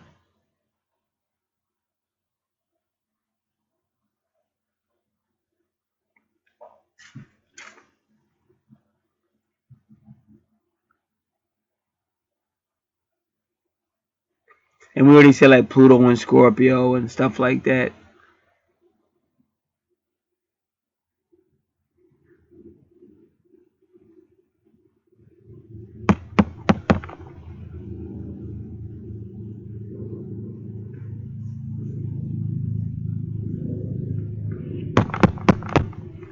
Fifth house or Leo energy, and then her Leo or the chart on the right, which is his. So that the whole Leo Scorpio connection is there. But again, like I said, that's like really more like a soul connection. When you're dealing with Scorpio or dealing like with highly sexual stuff, that's like a soul connection. Cause like a lot of times soulmates get along way better than the twin flames in the beginning. And what happens with twins is they have to open up to each other. They have to get to the point where they just start to trust each other. And then when they open up, the love is unbelievable. Like that feeling of love and all that is, but they don't trust each other. Like they've been hurt too many times. And like when you've been hurt, you just ain't what you're just not with it no more. Like you just don't give a fuck. Like I'm tired of that shit. You know. And it's kind of hard because you kind of do put a person on a area that they can't really carry. But at the same time, you're just not with games, and you just feel great. Like you're not thinking about that. You just don't care. You're somewhere totally that has nothing to do with that. And I feel sorry because like what happens with a female, she's naturally has emotions. So what she does, she sees you kind of like, because when I met her, like I didn't know what a twin flame or a soulmate. I just knew I wanted nothing to do with that shit. Whatever it was. Stop looking at me. Why are you looking at me like that and shit? Stop playing games with me. But they get mad. Like you're kind of pushing them away. And instead of them kind of like realizing that you ain't ready or whatever, like she was the type, now she wants to go to war.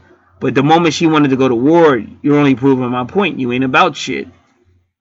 So now she's going to war, and you're like saying, yeah, you're only proving my point. So it just gets crazy. And like with her, she didn't understand. She was the type that's going to keep coming forward in a crazy type of way.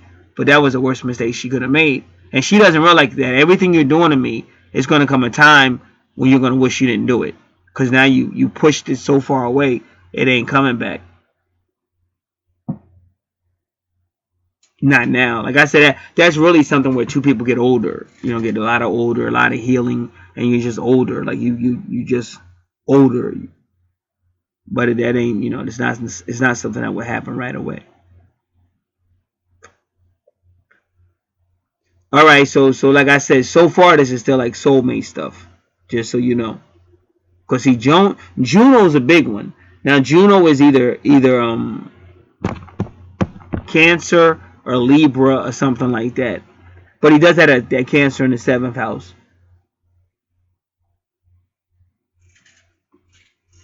And 7th house is Libra.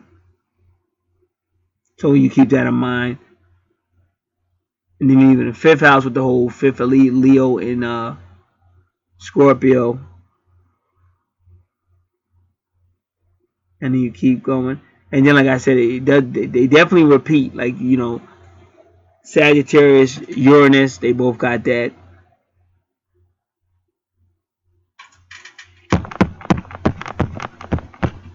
So now Capricorn, Sun sign Capricorn.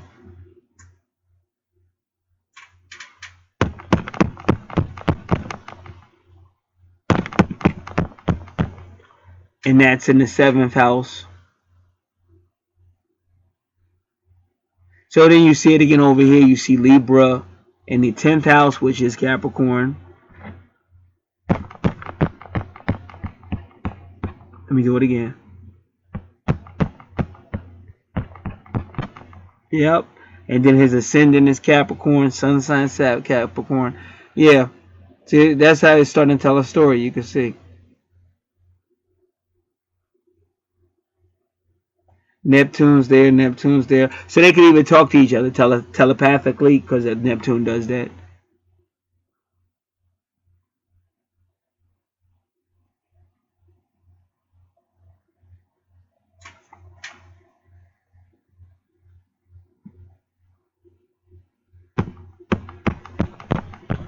And that's even in the seventh house with Capricorn. And then this is Libra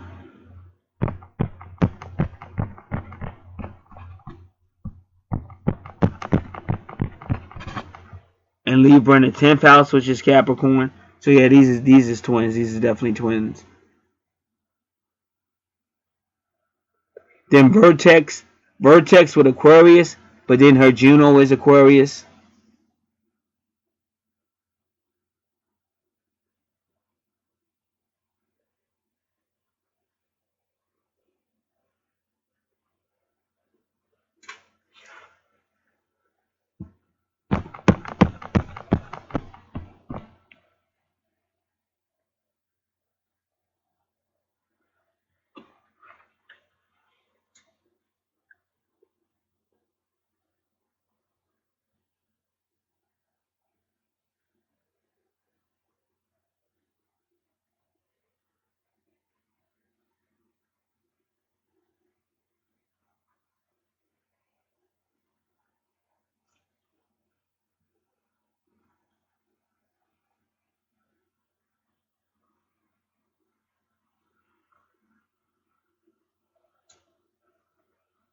True North Node, Taurus in Aquarius.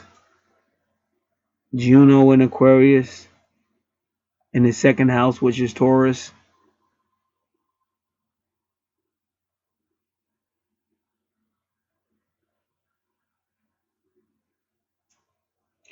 So it definitely looks like twin flames, but it's just like I have to say it, but it might be a chart that's even closer. But this is definitely like a close ass chart for twin flames.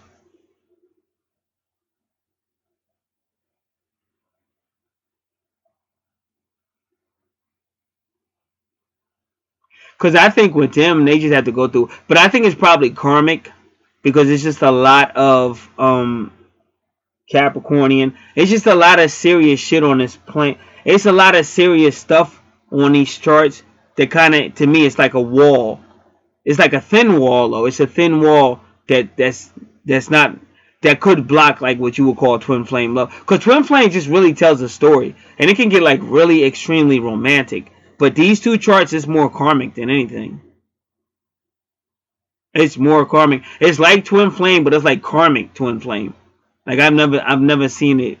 I've never seen a chart like this before, ever. And usually, believe it or not, it's more emotional on the female side, but in this case, it's more emotional on his side, like the male side.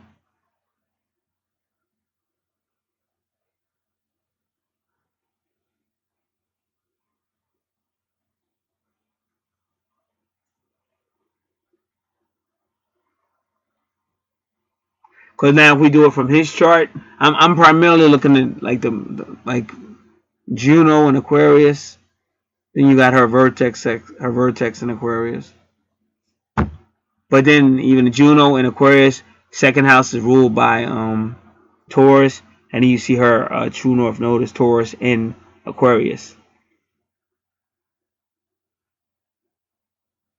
Yeah, so that's it. So that's how twin flames work. And then he got his true north his north node is in fourth house of Cancer, but it's also with Aries. And then like I said, and then her Aries is Cancer. Like her Cancer first house is Aries. Vertex really on Gemini. Her ascendant is Gemini. And both their Gemini's got that Chiron, which is a wounded healer. And I just get the feeling that was a young one that caused that wound for both of them, either in this life or past life. But I just got a strong feeling that was a young one.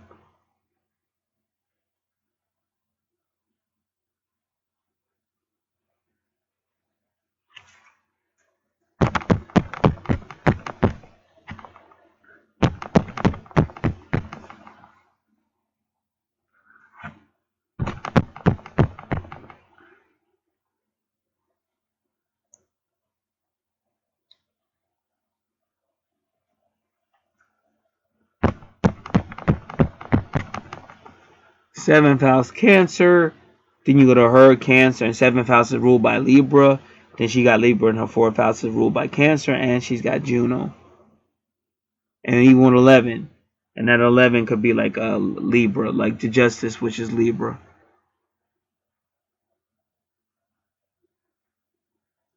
Then Libra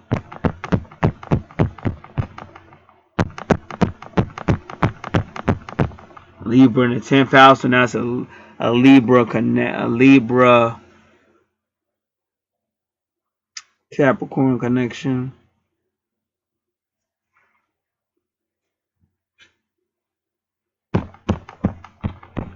And then she's got her Capricorn in the 7th house, which is Libra.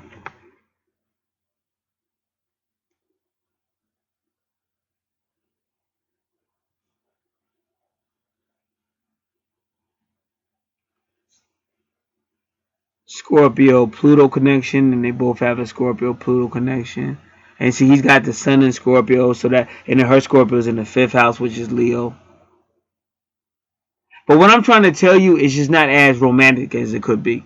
That's what I'm trying. It could be twin flame. It looks like twin flame, but it's not. Like twin flames tell a very romantic, like Juno, Venus, stuff like that. 7th house.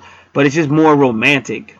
Whereas this one is just like it's really gonna be tough because he's got a lot of and I believe it's just karmic because it's just a lot of Saturn on his chart, a lot of Capricorn on his chart. But it's just like really, it's almost like serious karma. And then they got a Uranus Sagittarius connection over here.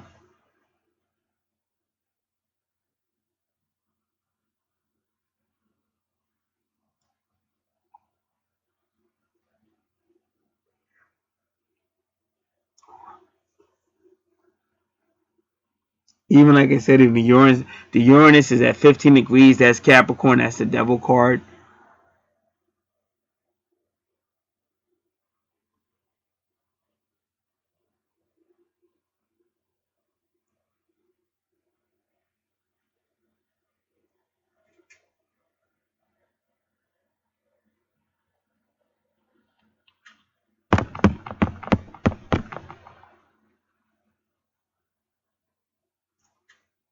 So yeah, that's how I would call it.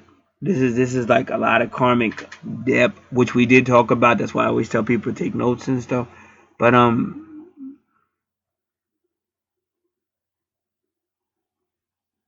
but yeah, it was just a lot. Like he would have to really come to grips with whatever he's got going that he's repressing, just like I talked about. And I don't know, but I just think just just like he's already got issues. You know, he's got issues with the female. He's got a lot of issues. Even at that moon, see, it might be mother issues, grandmother issues, whatever it is, that moon in that 12th house. So if I think, and I could be wrong about this, but I think that listening to Uranus might not be the best idea in the 12th house because he's got a lot of Saturnian stuff to deal with. You understand? He's got to come to grips with a lot of stuff so that he's not listening to that intuition and stuff like that. Like I don't know. Like it's really on him. It's really on him. But sometimes, like I said, that sounds like that's going to be the answer, but that's not really going to answer. See, he's got shit he's got to deal with. You understand? So just listening to your intuition and stuff like that is not necessarily going to help. It might be a divergent for a while, but he's still going to have to come back to that stuff. He's still got to deal with the Saturn stuff, the repressive stuff. Why did he's got to overcome whatever issues he's got with the feminine, And just listening to your intuition is not going to do that. Like, intuition kind of is like a diversion. It'll take you away, but it's still not going to deal with them issues. So I think that's what's going to be tough. And that's what I mean. Like, you know, a person just says, just love me. And that's what the problem is. It's not just like, yo, it's not love. That's sex. There's a difference. You understand? Like, I'm going to say it again. Like, my twin, she was beautiful. Like, if I was younger, like, I've done all that. When I'm trying to tell you I did all that sleeping around, all that shit, I've already done it. So that wasn't even turning on to me. But if I was younger, as far as still wanting to have sex, she would have been like, my twin would have been like the ultimate. Just like you're seeing, like we looked at all the Scorpios, Leo, and all the shit we did. That's like the ultimate sex. But what happens after that? You understand what I'm saying? And that's what I'm trying to say. Like the high priestess, she's about that. Some of you just think the high priestess is all royal and all. No, she's not. I studied the high priestess. You know, she's sexual too. But it's just sex. Like, what happened after the sex? Like, you make sex out to be so great, but it's not great because that's anything. And I say this all the time. I could do that with a prostitute. Like I said, I could go out today and see somebody and sleep with them because everybody wants to have sex on this planet. But after that, then what? So that's not what they're understanding. Like, they're selling this, like they're selling it like, oh, this is your intuition and Uranus and just let go and then what? But what happens after I do that? What happens after I do that? And then it's common and now you're off to the next guy. So that's why I say I just don't buy into it. So that's why I try to teach people like the power in being yourself, the power in truth, the stuff I've learned. The power in who you really are, tapping back into the universe above you. That stuff. And that's what people don't want to hear because then, oh, well, then what about me? Or what about that? Well, what about you? Like, what about you? You know, what about you? What does it mean? So I don't get it. So I think what happens is a lot of people take the twin flame stuff and they give you the ideal, IDEAL, the ideal, the fantasy of twin flame. But then the reality is it's still two people going two different ways. And that's why you got to be real careful when you're using twin flame. Because there's different levels of twin flame. You could get to know your twin flame, but then you all go back into separation. You understand? But people just think because it's twin flame, it's automatically going to be a happy ending. But it's not. Because for it to be a happy ending, it takes two people that are mature enough to realize we're here for a reason. And let's go through this. Let's really talk. Let's really be honest with each other. Let's really get past what's causing us to separate. Because if you're not going to have that, then what you're going to have is some great sex, and then it's going back into separation. So that's why I say you got to really know what it takes a lot of communication and it really takes like slowing down. Because to me, if all sex is going to be like a boom, boom, boom. Oh, it was great for a while. It was great while it lasted. Then maybe I don't want it to start in the first place. See, that's where I'm at. Because otherwise, if it really was about communication and all that shit, we would have had that in 2014, 2015, 2016. But this was a person that never talked to me, ever. I didn't even know that person could talk like that. So that's why I flipped out. That when I actually saw her talk to somebody and she was talking and wouldn't stop, I lost my fucking mind. Because for 2 whole fucking years, she did not talk. And then whenever I tried talking to her, she wouldn't talk. So then all of a sudden, I see her talking. I'm like, I never saw her do that before. So it bugged my fucking mind.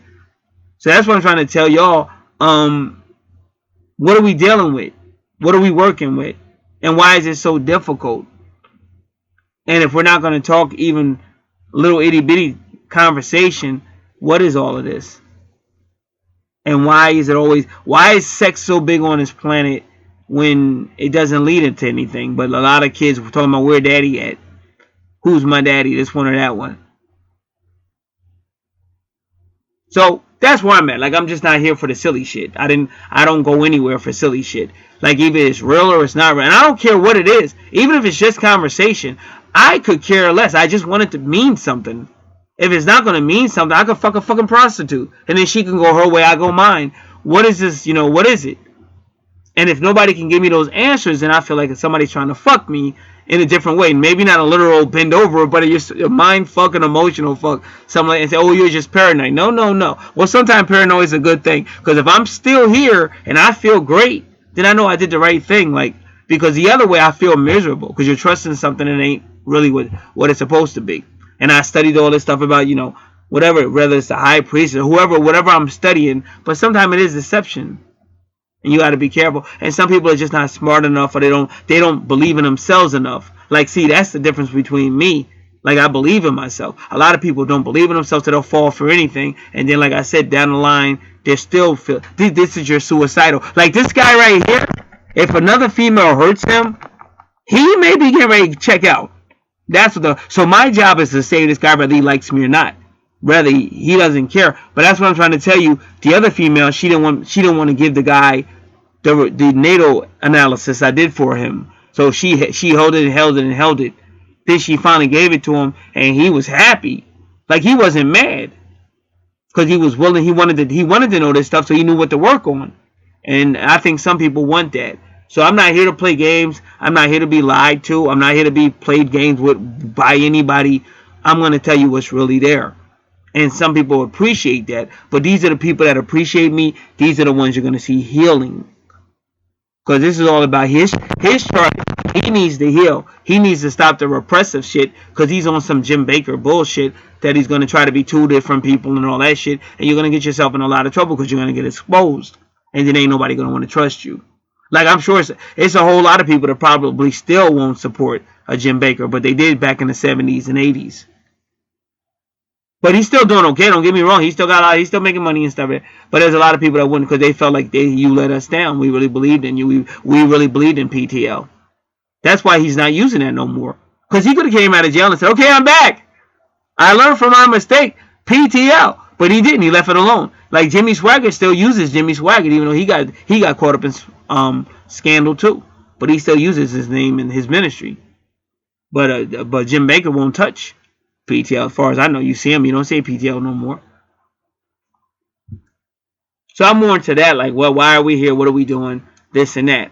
And each person's got to make their own decision. But for me, if you're bringing bullshit, stay the hell away from me, because I worked too hard for mine. Like, it's still my legacy. I don't give a fuck what it is. Like I said, if I'm arguing with somebody over $2, it's still my $2 I don't give a fuck what. It was my money. You had no right to take it, and I'll fight you to the depths of hell for it. And they're like, this. He's like crazy, but he's serious. He's a serious type of crazy person, because he will fight. It's mine. You don't have a right to take my shit. You're gonna put my money back in my fucking account, and you're gonna keep your goddamn hands off my account.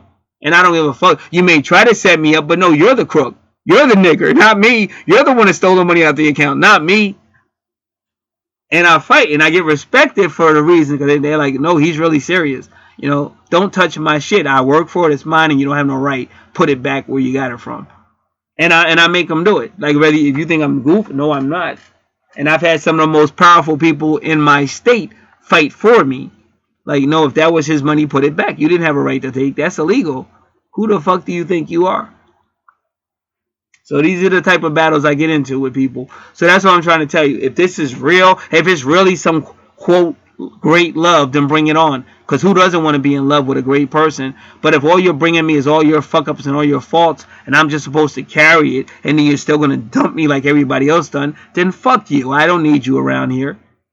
I don't need you around here. And so far you haven't shown me shit but how to lie and how to be manipulative and how to be sneaky. I already knew how to do that before you came in my life. So I damn sure don't need you showing me that shit. So I'm just a little bit different. But again, if it's real, then bring it on. But if it's some bullshit, or you're telling me I got to carry somebody else's bullshit, listen, I'm older. I don't want to. I already carried that shit. I'm not doing it. And I'm sorry, but more and more people need to learn how to stand up on both their feet and stop thinking somebody else is supposed to get it for you. So that's my reading on this. We're finally done. And that's my conclusion. So it's been a pleasure. God bless.